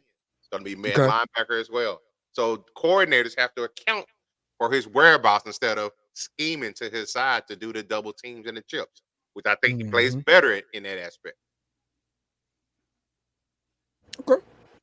I like the I like the idea. I think this year will come through. I mean, obviously, you're going to continue to do what you do on the field. I won't discuss that right now. I'll determine if it's better, more play than PCing.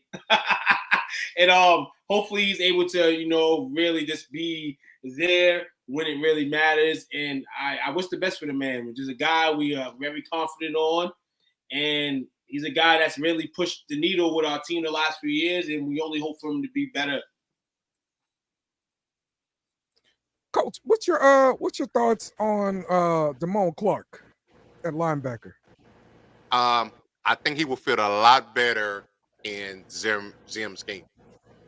To where he's going to be at a more natural line, but like he was kind of like a hybrid a little bit. They relied on him a lot to cover a lot in out of the backfield and things of that nature. And you got to think, because with Quinn's, he a lot of times he used to put the 4 best pass rushers in the front, and a lot of times you just need some hogs up front so your linebackers can run and field, which I see being more of a thing in Zim's offense. Whereas with Quinn, a lot of times he was taking on a lot of second level blocks, because everybody on the line, they're just trying to get back to the quarterback. So he's going up against these huge offensive linemen. I think now that whole linebacking core, they're gonna be able to just run and make plays now. And look out for the rookie at the linebacking position. Okay. Oh, who? Nealon?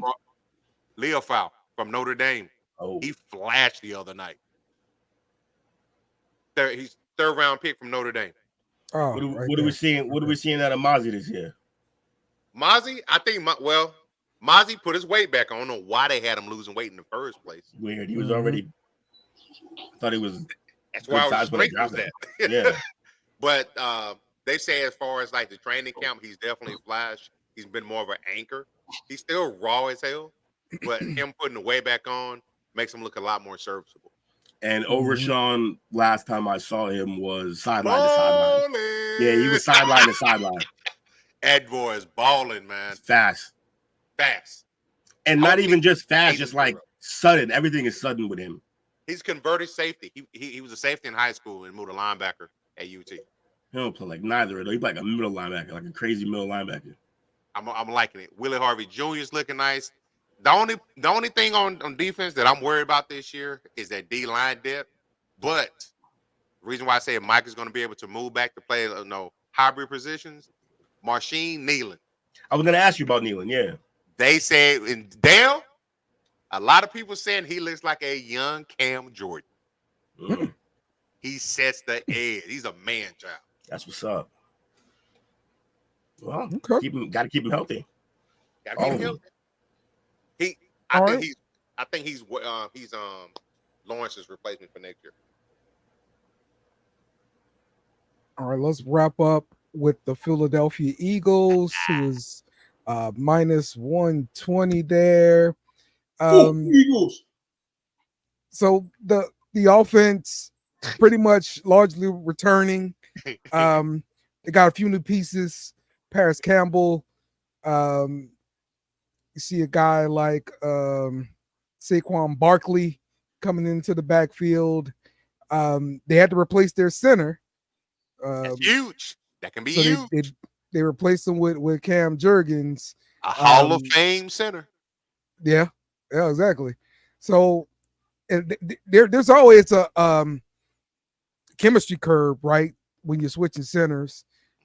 between the center and the quarterback and everything like that. Would you think as an outside person looking at the Eagles?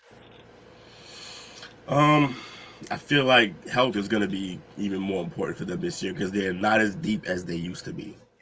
But they do have weapons. Right. They took one of the better, I won't say better offenses, but they produce. I think it's very basic because of the limitations you have with Jalen Hurts.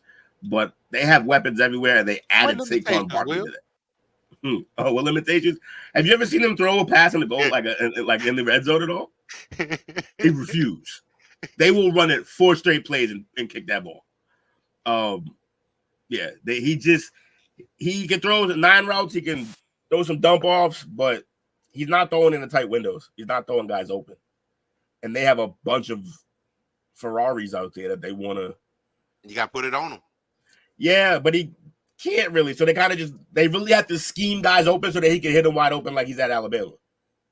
So interesting that you say scheme. How much faith do you have in Kellen Moore? In Kellen, well, I have faith that he'll throw 60 times. Which is not Jalen's strong point. No, it's not. So that's a problem. But hey, look, maybe he'll learn. Look, the one thing I know for sure about Jalen is that he's gonna work. That's work. Absolutely. We know for sure. The kid gonna work. So I think it doesn't let's talk about the defensive hire, Vic Fangio. I mean, that's big, right? That's huge. No, that's big. That's big for them on defense. And I was gonna say that defensive side is gonna definitely show the strong suits. I feel they lost people too, though. Huh? I'm gonna say they lost some people too, though. Yeah, I think Vic will have them in the wrong thing. But the thing is, Jalen Hurts is able to learn. Now, if Kellen Moore has him doing Kellen Moore things, my key to see this season is if Jalen Hurts does improve. And like you said, he's a hard worker and all that. I'm gonna sit here and say that he improves in that. In two games, he can't do it. And that's ultimately going to be it. Not saying that, he can't do it. But we're going to stop probably talking about in the more important games, he's not able to do it. I think he's going to improve on what he wasn't improved in last year.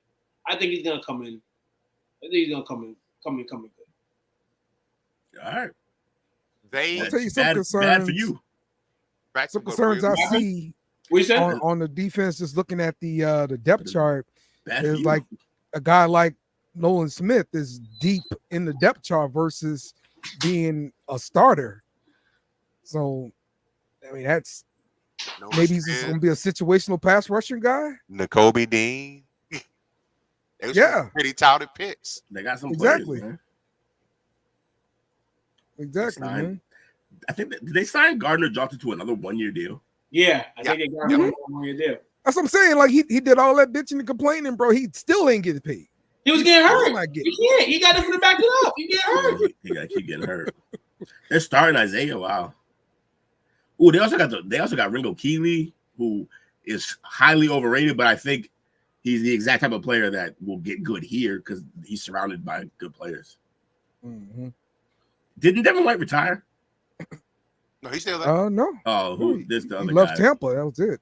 Tampa was trying to get rid of him for sure. There was another. They phased him out last year. Wasn't there another linebacker who just retired after moving teams?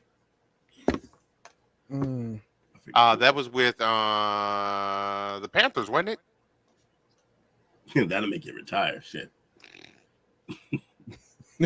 I like their secondary with Gardner Johnson, Big Play Slay. Yeah. And I like Blankenship a lot. Blankenship, but also I like Maddox. I think I saw Maddox back there as like a 4th or 5th guy. I mean, look, they got a lot of pieces. Bradbury's still there. He gets burned a lot, but he can make some plays. Sidney Brown is still there. And then, like I said, John, Keeley and Maddox still projects because they're young. Cooper DeJean, that's one of the draft picks there. Huh? Forgot about Cooper. Remember that. The defense, I'll probably say their defense and with Fangio is probably going to end up carrying this team. Okay. Cooper's going to make some plays. Look at the way this defense is set up. They're going to just let Cooper roam around and be a ball hawk. Yeah, and a nickel. Mm-hmm. Yeah. Now, Kellen Moore, he's tasked with keeping Jalen Hurts upright. Because if not, you got Kenny Pickett behind him. Which doesn't mean anything. Mm-hmm. Which it doesn't mean anything. Because Kenny Pickett will never. I think it's cool that he stayed in Pennsylvania though. But he's a Pitt kid, right? Yeah, Pitt kid. Yeah, I think the number one story for this team, obviously it helps. That's everybody. But in terms of new, what impact will Barkley have on this team, and also what impact will the team have on Barkley's health? Because they're so talented, will they keep him alive a lot longer in the season than we're used to seeing? So, yeah, Chris, we did Cincinnati previous week. You can go back and check our previous episode on the AFC North. Don't nobody care about no Bengals. Yeah, dog. I might have Joe Burrow on the cover of that one too. So yeah, look for Slim Shady. Yeah, he was on there. Okay, so that wraps up our AFC and NFC East previews and predictions. Some quick news. We heard that Randy Gregory did not report to Tampa. Randy being Randy. And so now they let him go. So I guess we're gonna figure out if he's gonna end up with another team or not. If somebody takes a chance.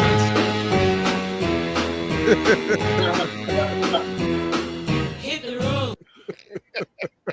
Yeah, I mean,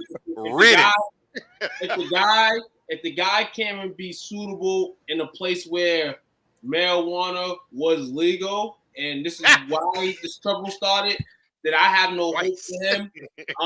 Somebody will put him on a practice team or something. He'll have to work his way in.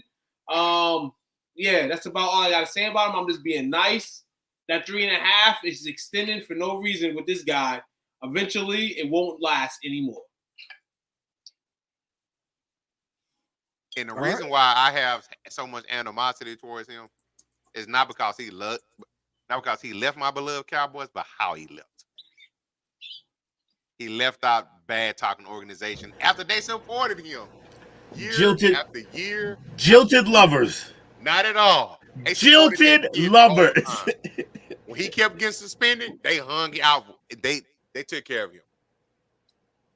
And they took care of him definitely. He was like one of those guys that we was waiting for. It's like Dale, we can relate. All you guys can relate too when they used to preview a new wrestler in wrestling. He's coming out in a few weeks. He's gonna be here, and he come through and he absolutely sucks. Why are you wasting all this time on this guy?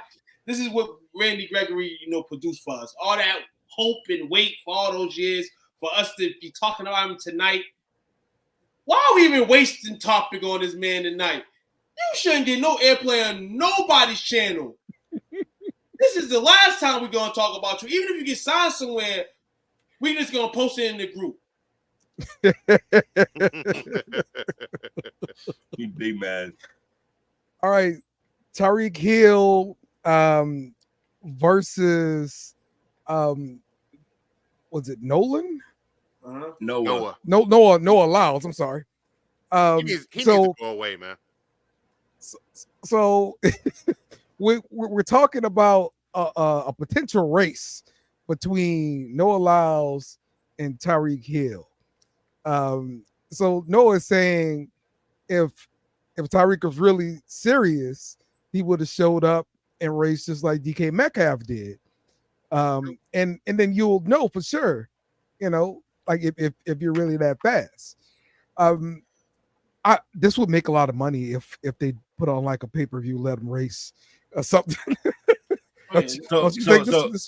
So yeah, you can definitely make money off it. You have to get more people involved. You can't just be these two. We love that. The best thing to do is also to go get Usain Bolt out of whatever he's doing. Yes, find him, he'll run, give him some time to warm up. But I gotta say, Noah has been running his fastest, pun intended, towards my Aaron Rodgers list. But I'm not gonna lie, it's smart. It's turning the corner for me. I'm starting to really rock with bro because, I like that when you calling out the NBA guys, I think that's kind of corny.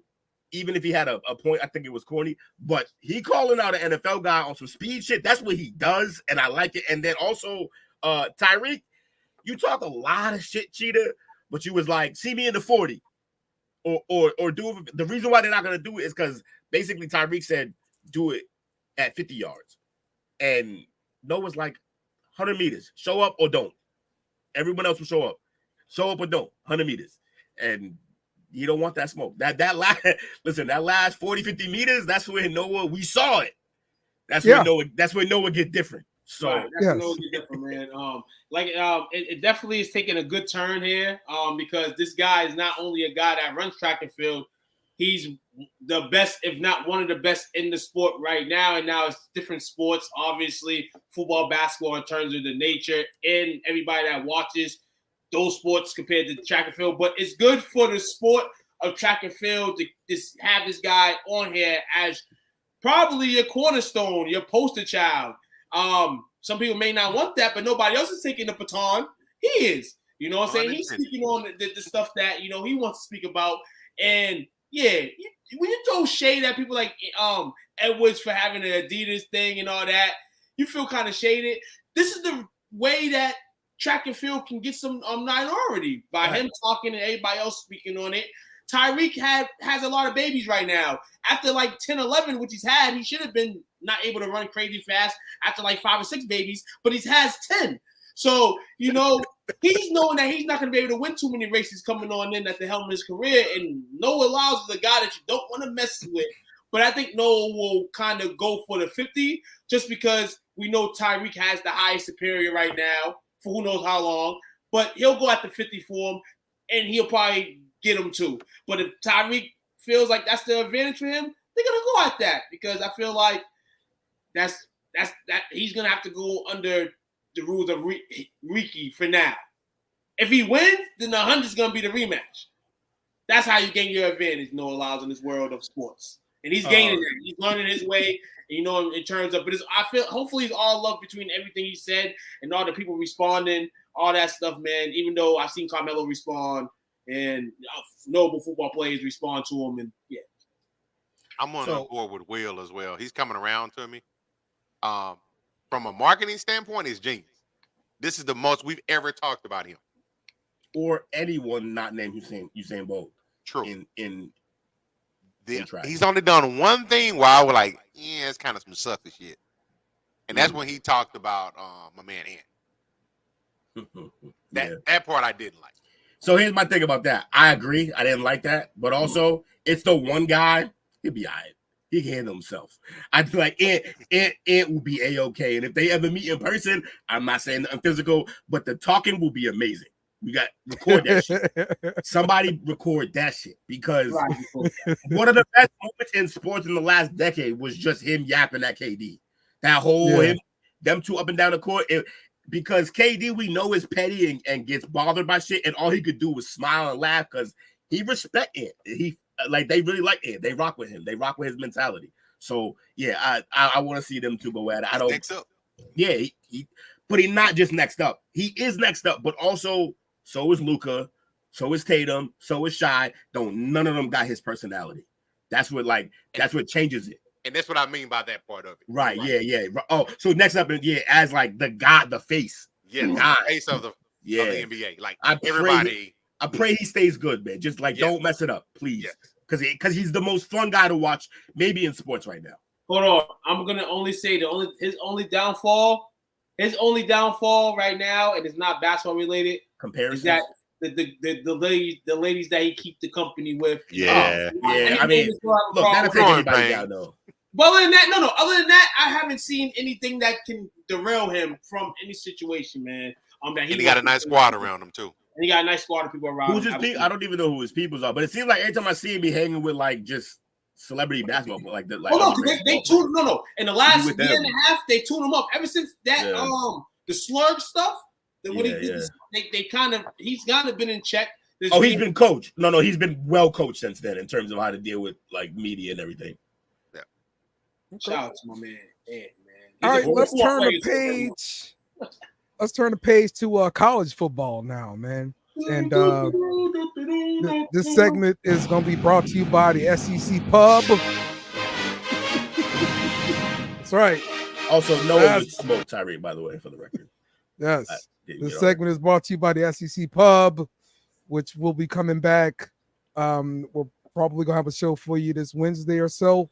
But it will be this week. Pub? Oh, yes. Oh, I might show up for that. I'm an SEC guy. Hey, yo, and yeah. You're going to show up for that. Yes. Now. If I'm going to be participating in the SEC Pub, I'm going to have to change his name a little bit. Say again. Wait, what? I'm going to have to change his name a little bit, man. I'm sorry. No, we're not changing the name for BC. No, you beagle, get out of here.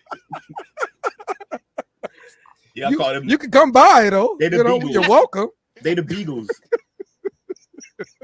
Tell me I'm not in the club without not telling me I'm not in the club. The Beagles.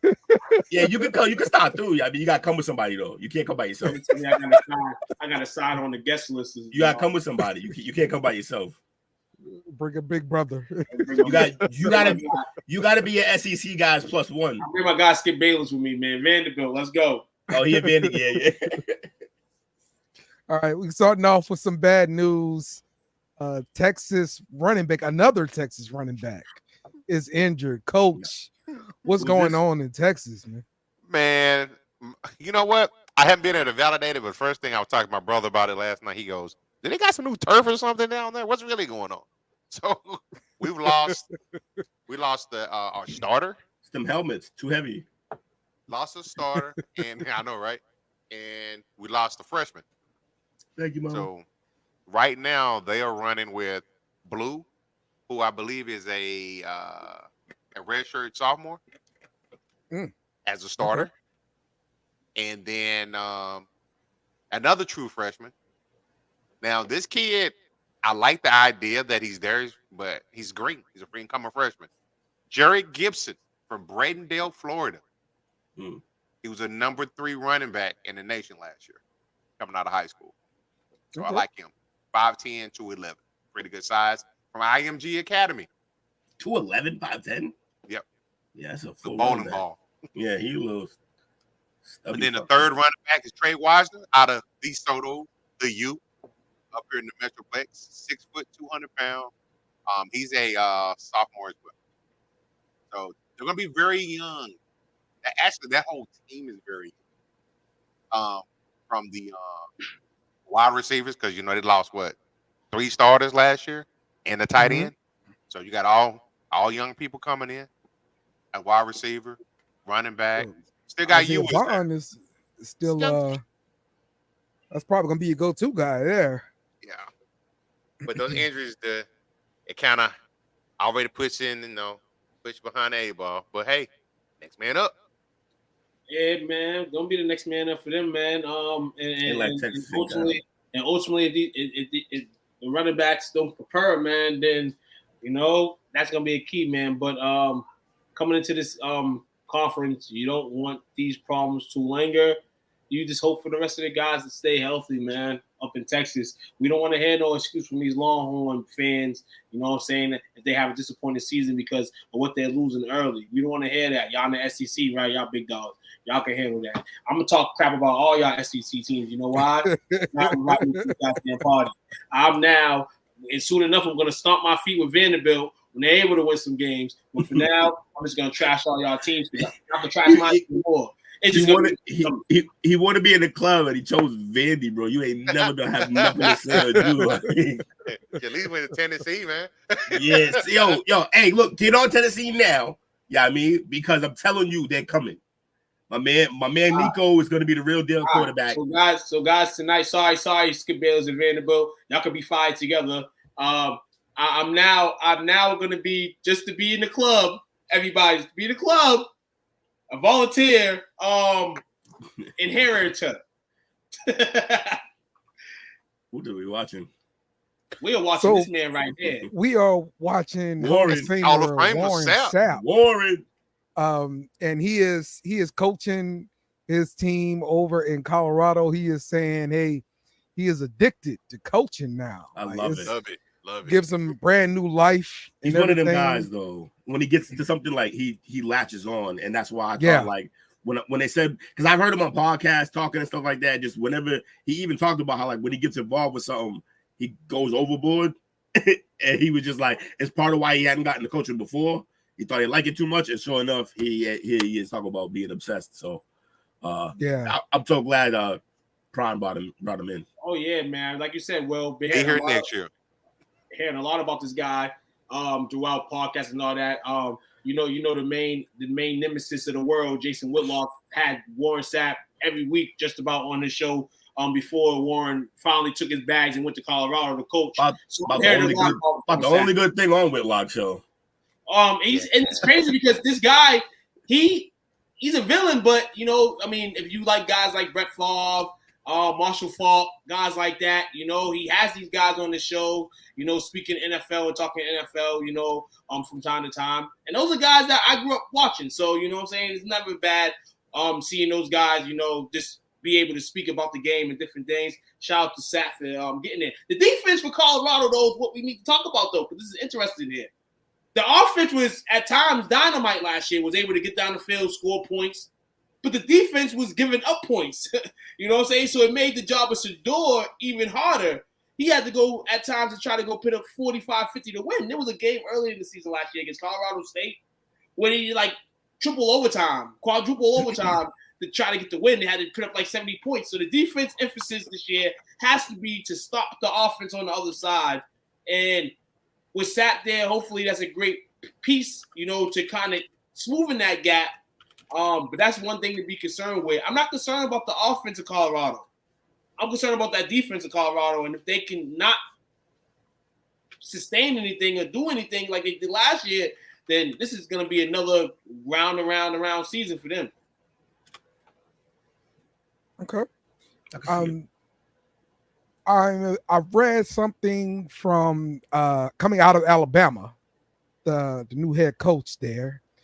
He's using college football 25 to help his team learn the playbook.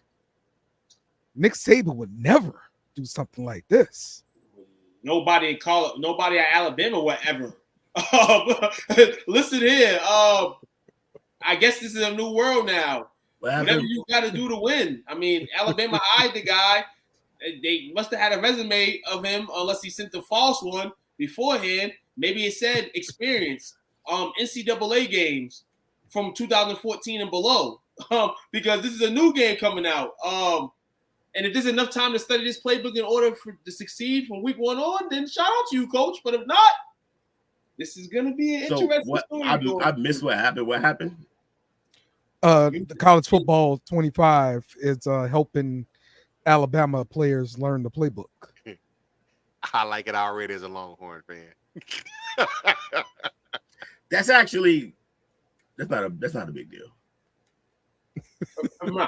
Well, you can learn. Nick Saban wouldn't do that, coach. Will, come on. Nick Saban wouldn't do that. Well, then they should all play for Nick Saban. Oh wait, he left. So, all right, so then move on. Like,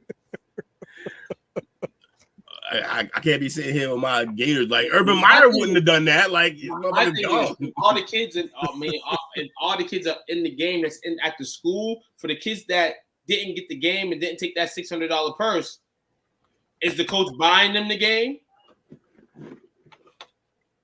That's the only question I would have. Enough money. It's a silly question. Actually, if I'm not mistaken, everybody whose name, image, and likeness is on the game, they got paid a certain amount of money and a free copy. Yeah. So the people that didn't blog to that, some people that don't want their name in the game, and the coach going to buy them the game, because there's 1 or 2 fools in the classroom. NIL money. Well, if they don't want their name on the game, they're probably not going to play the game either. They probably feel slighted by it, but they'll probably play if they're home. On your syllabus, it says you better grab this game. I don't care if you sign it or not. I'm just thinking of a school thing, man, because, there's a few fools in the classroom that says, well, I didn't sign that, or I didn't want to be in the game, or it's religious, for me to be in it, or take this money. Something's coming up. So, all right. Marvin Harrison Jr. says he is the best wideout out of Ohio State, period. Know about all that. I mean, he got statistical accolades for sure. Can't give him props for that. No, we're not gonna do that. Why's he inflated? He's talking crap after he did his daddy's old team up in joint practice. But the two leaders for them, I could say also inflated because they played all 4 years. Who's he didn't. The two leaders are Michael Jenkins and I believe Chris Carter didn't play all 4 years. That's the best wide receiver to come out of there. Chris Carter? Yep. Yeah. I mean, but if you listen to the whole excerpt, he also said that. He also said, like, obviously I can't compare, like, once you get to the NFL with, like, the Chris Carters. He's like, that's a Hall of Famer. He was basically saying that, like, statistically and accolades wise at Ohio State, most accomplished. And other than, like, so, like, there's a few guys who have more numbers than him, but also they were there. Like, Michael Jenkins played 4 years. More of a team I mean, obviously Ohio State's always been like that team aspect too, but for Marvin saying in terms of statistical stats, like, I was that guy though that year and I backed my stuff up rather than like you said, Michael Jenkins, who probably had a full throttle team with him, got some production and numbers, but like you said, played in the years. mud type of, like, uses wise, Marvin got a point, man. Also Marvin has the receiver of the year twice. Yes. A lot of receivers don't even get that fashion, man. So he has the receiver of the year twice, and I don't know. He had a bunch of other accolades. Like, accolades wise, like, he's up there. It's just, but he got a case. It's not crazy. And one thing you got to learn, I'll put him at number 5. 5. I got Carter and Galloway for certain ahead of him, and after that, I can't discount the home run ability of Ted Ginn Jr. in college. I sure as hell can, because he had the home run ability while also being 6'4" and fucking 210 or whatever. Like, maybe it's not exactly kick returner, but also he's not asked to do those things because he could do other things a lot better. I get the home run part. I love Ginn. It's hard to argue against my guy Ginn. I like the pure athleticism and the raw power of a David Boston. Ooh, I forgot. I like David, but you're not telling me David Boston was a better receiver at Ohio State than Marvin was. It's opinion. Well, you've seen David Boston play. I saw David Boston play, but also I ain't got my highlights. I'm using my old age, damn it. He said, I'm playing my AARP card. I have to get those in the mail now, by the way. My man got a voice, but one thing the young brother's going to learn real quickly is that Ohio State was Ohio State. And shout out to what you did over there. But you entering now you're entering the pros. This is where the mark's really going to be set for you. College all day. Take those accolades. You're going to be at alumni nights, senior days and all that stuff. College is going to love you forever. That's the best thing about college, especially if you played sports. But this is the tune-up now. This is the real game that's about to come into your eyes, and you're going to have to do that on Sunday. It is, but it ain't really about that. He's talking about that. Like, he knows what's coming for him in the league. We all know that. But he's talking about what he did there, and I think he has the accolades. I think you win the best receiver in all of college twice. Did David Boston win it once? I don't know. I don't know if Chris Carter did. Maybe Galloway did. Maybe Terry Glenn did. I don't know. They have some good receivers, but I think he got a real good case. Michael Jenkins is, my opinion, number 4. Extra points for the scheme. But we can't do that because 50 times a game. So I can say that every receiver in their team they play that schedule, not an SEC schedule. Will, I agree. We agree with you. I agree. Actually, when the Chris Carters and the David Bostons and people like that played, the Big Ten was better than the SEC at the time. Yeah, it was for sure.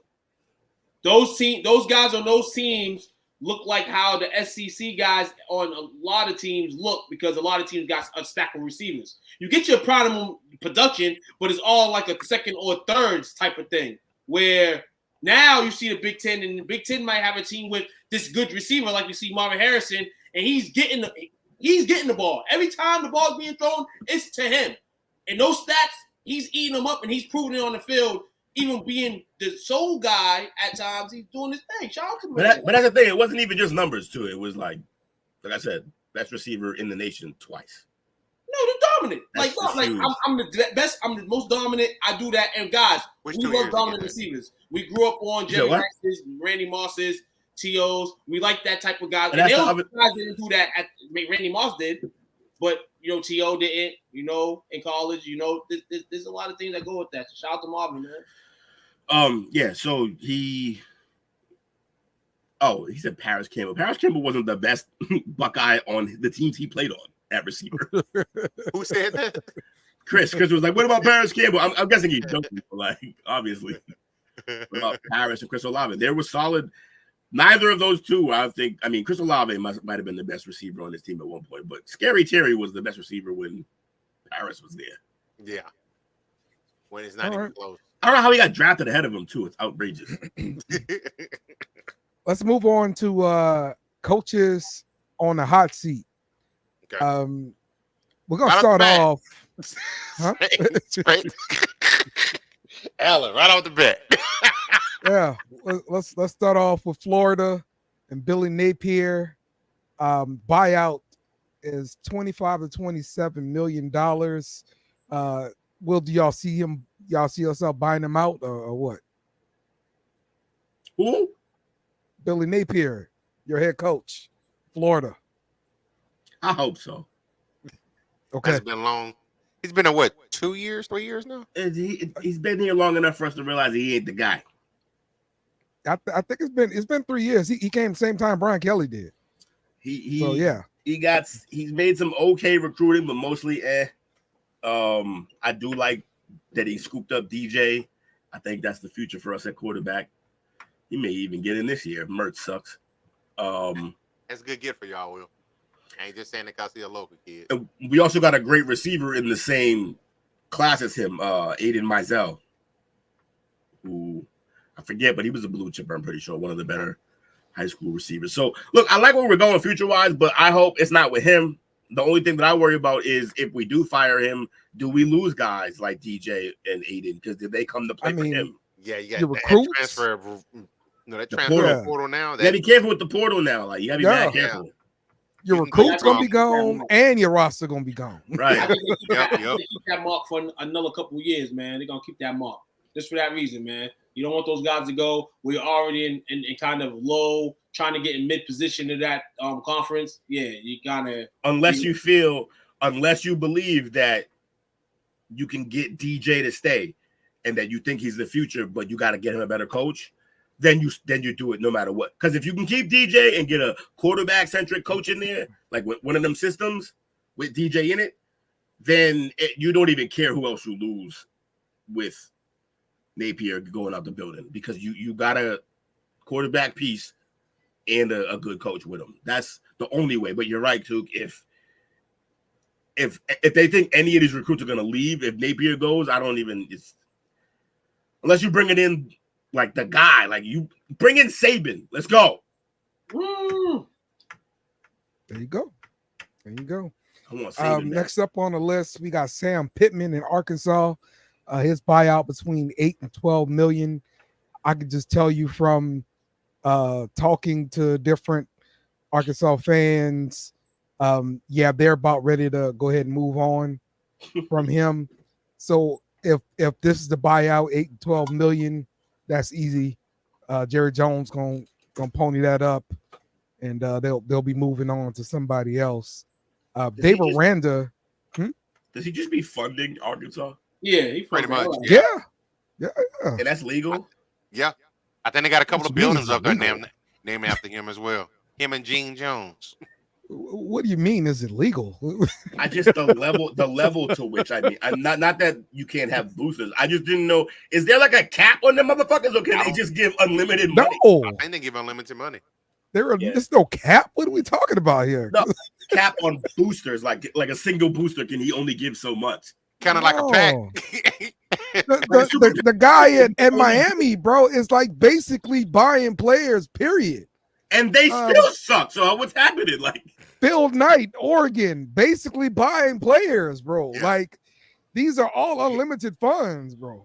Phil Knight has pretty much opened up his entire checkbook to Oregon. Yeah, like unlimited money right now. And it's got him one championship with Chip back in the day. Like, yeah. Oh, what? No, did they even win it?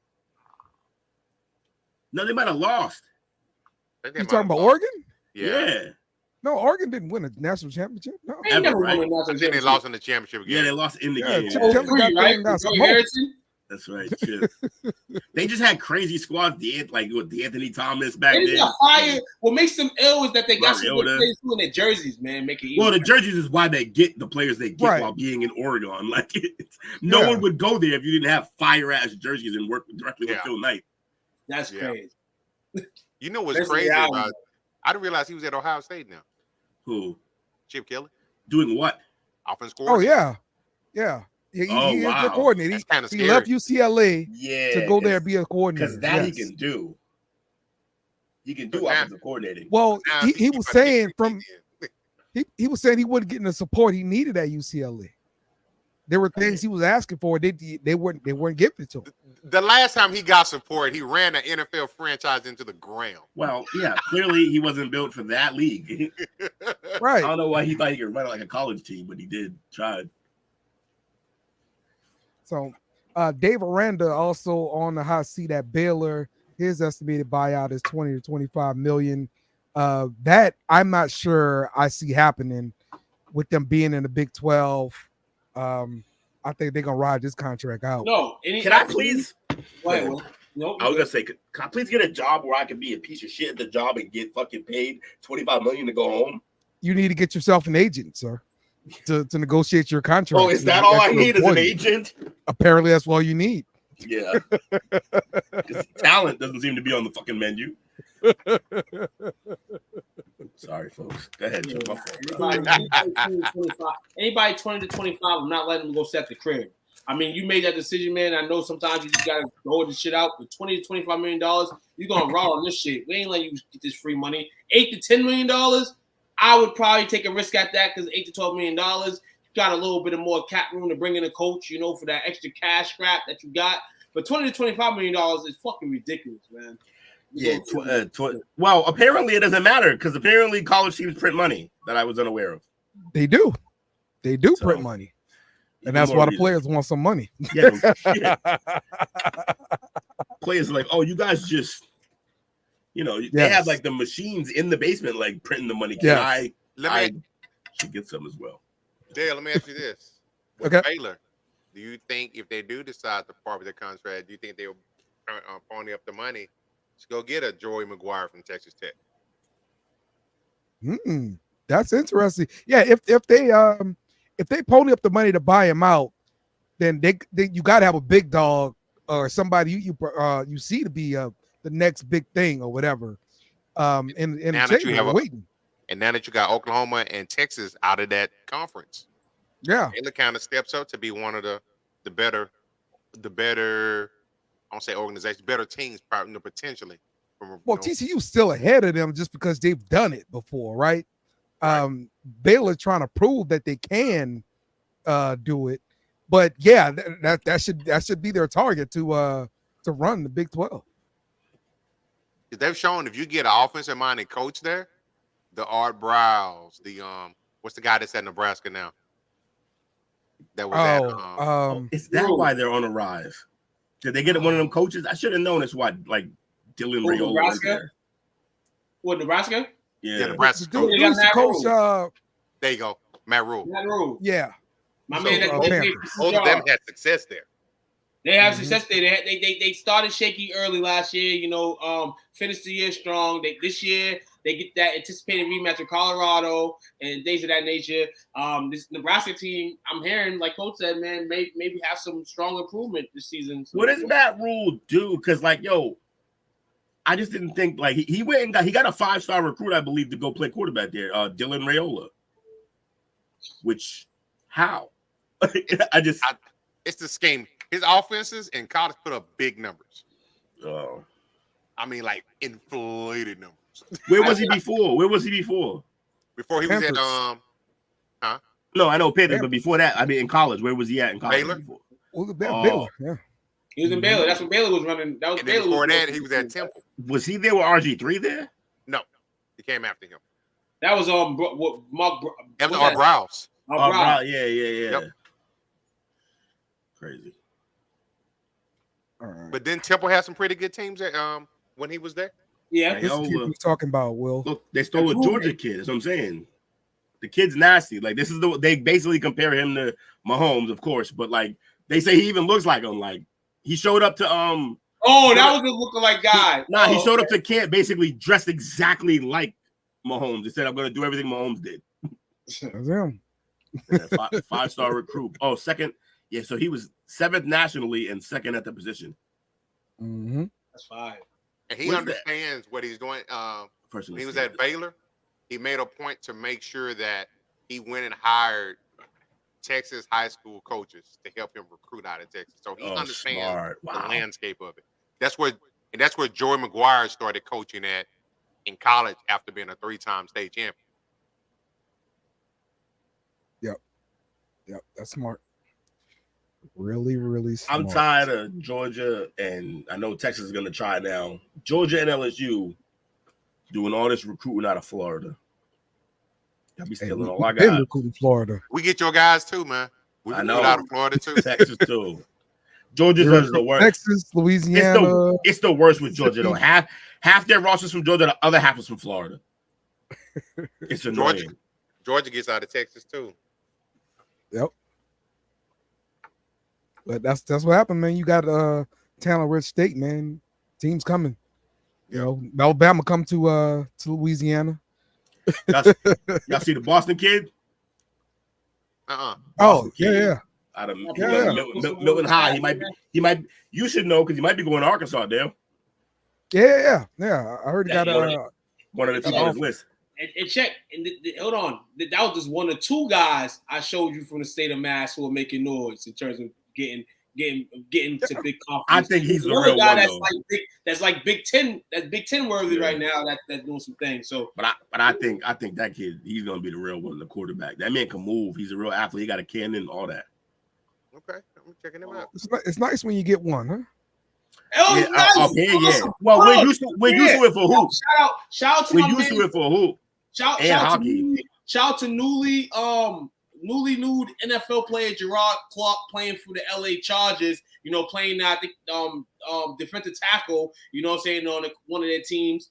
Doing business too in the preseason. I thought he said too, like nude. Gerard Clark, he went to Coastal Carolina. He one of the star players there. Coastal Carolina was pretty decent the last few years. He went to Brighton High School, landed that D1 offer, and played great and was able to get drafted in the NFL this year. And he's playing right now with the LA Chargers. Good shit. Out to the Beantown product.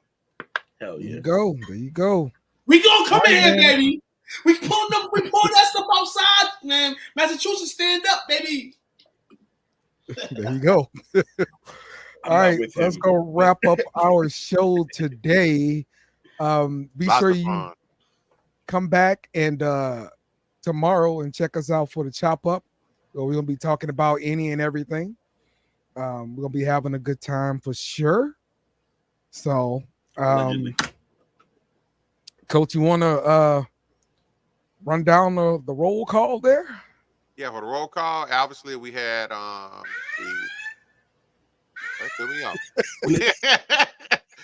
shout out to Paul Wizzo, Cedric fell through, hollered at us.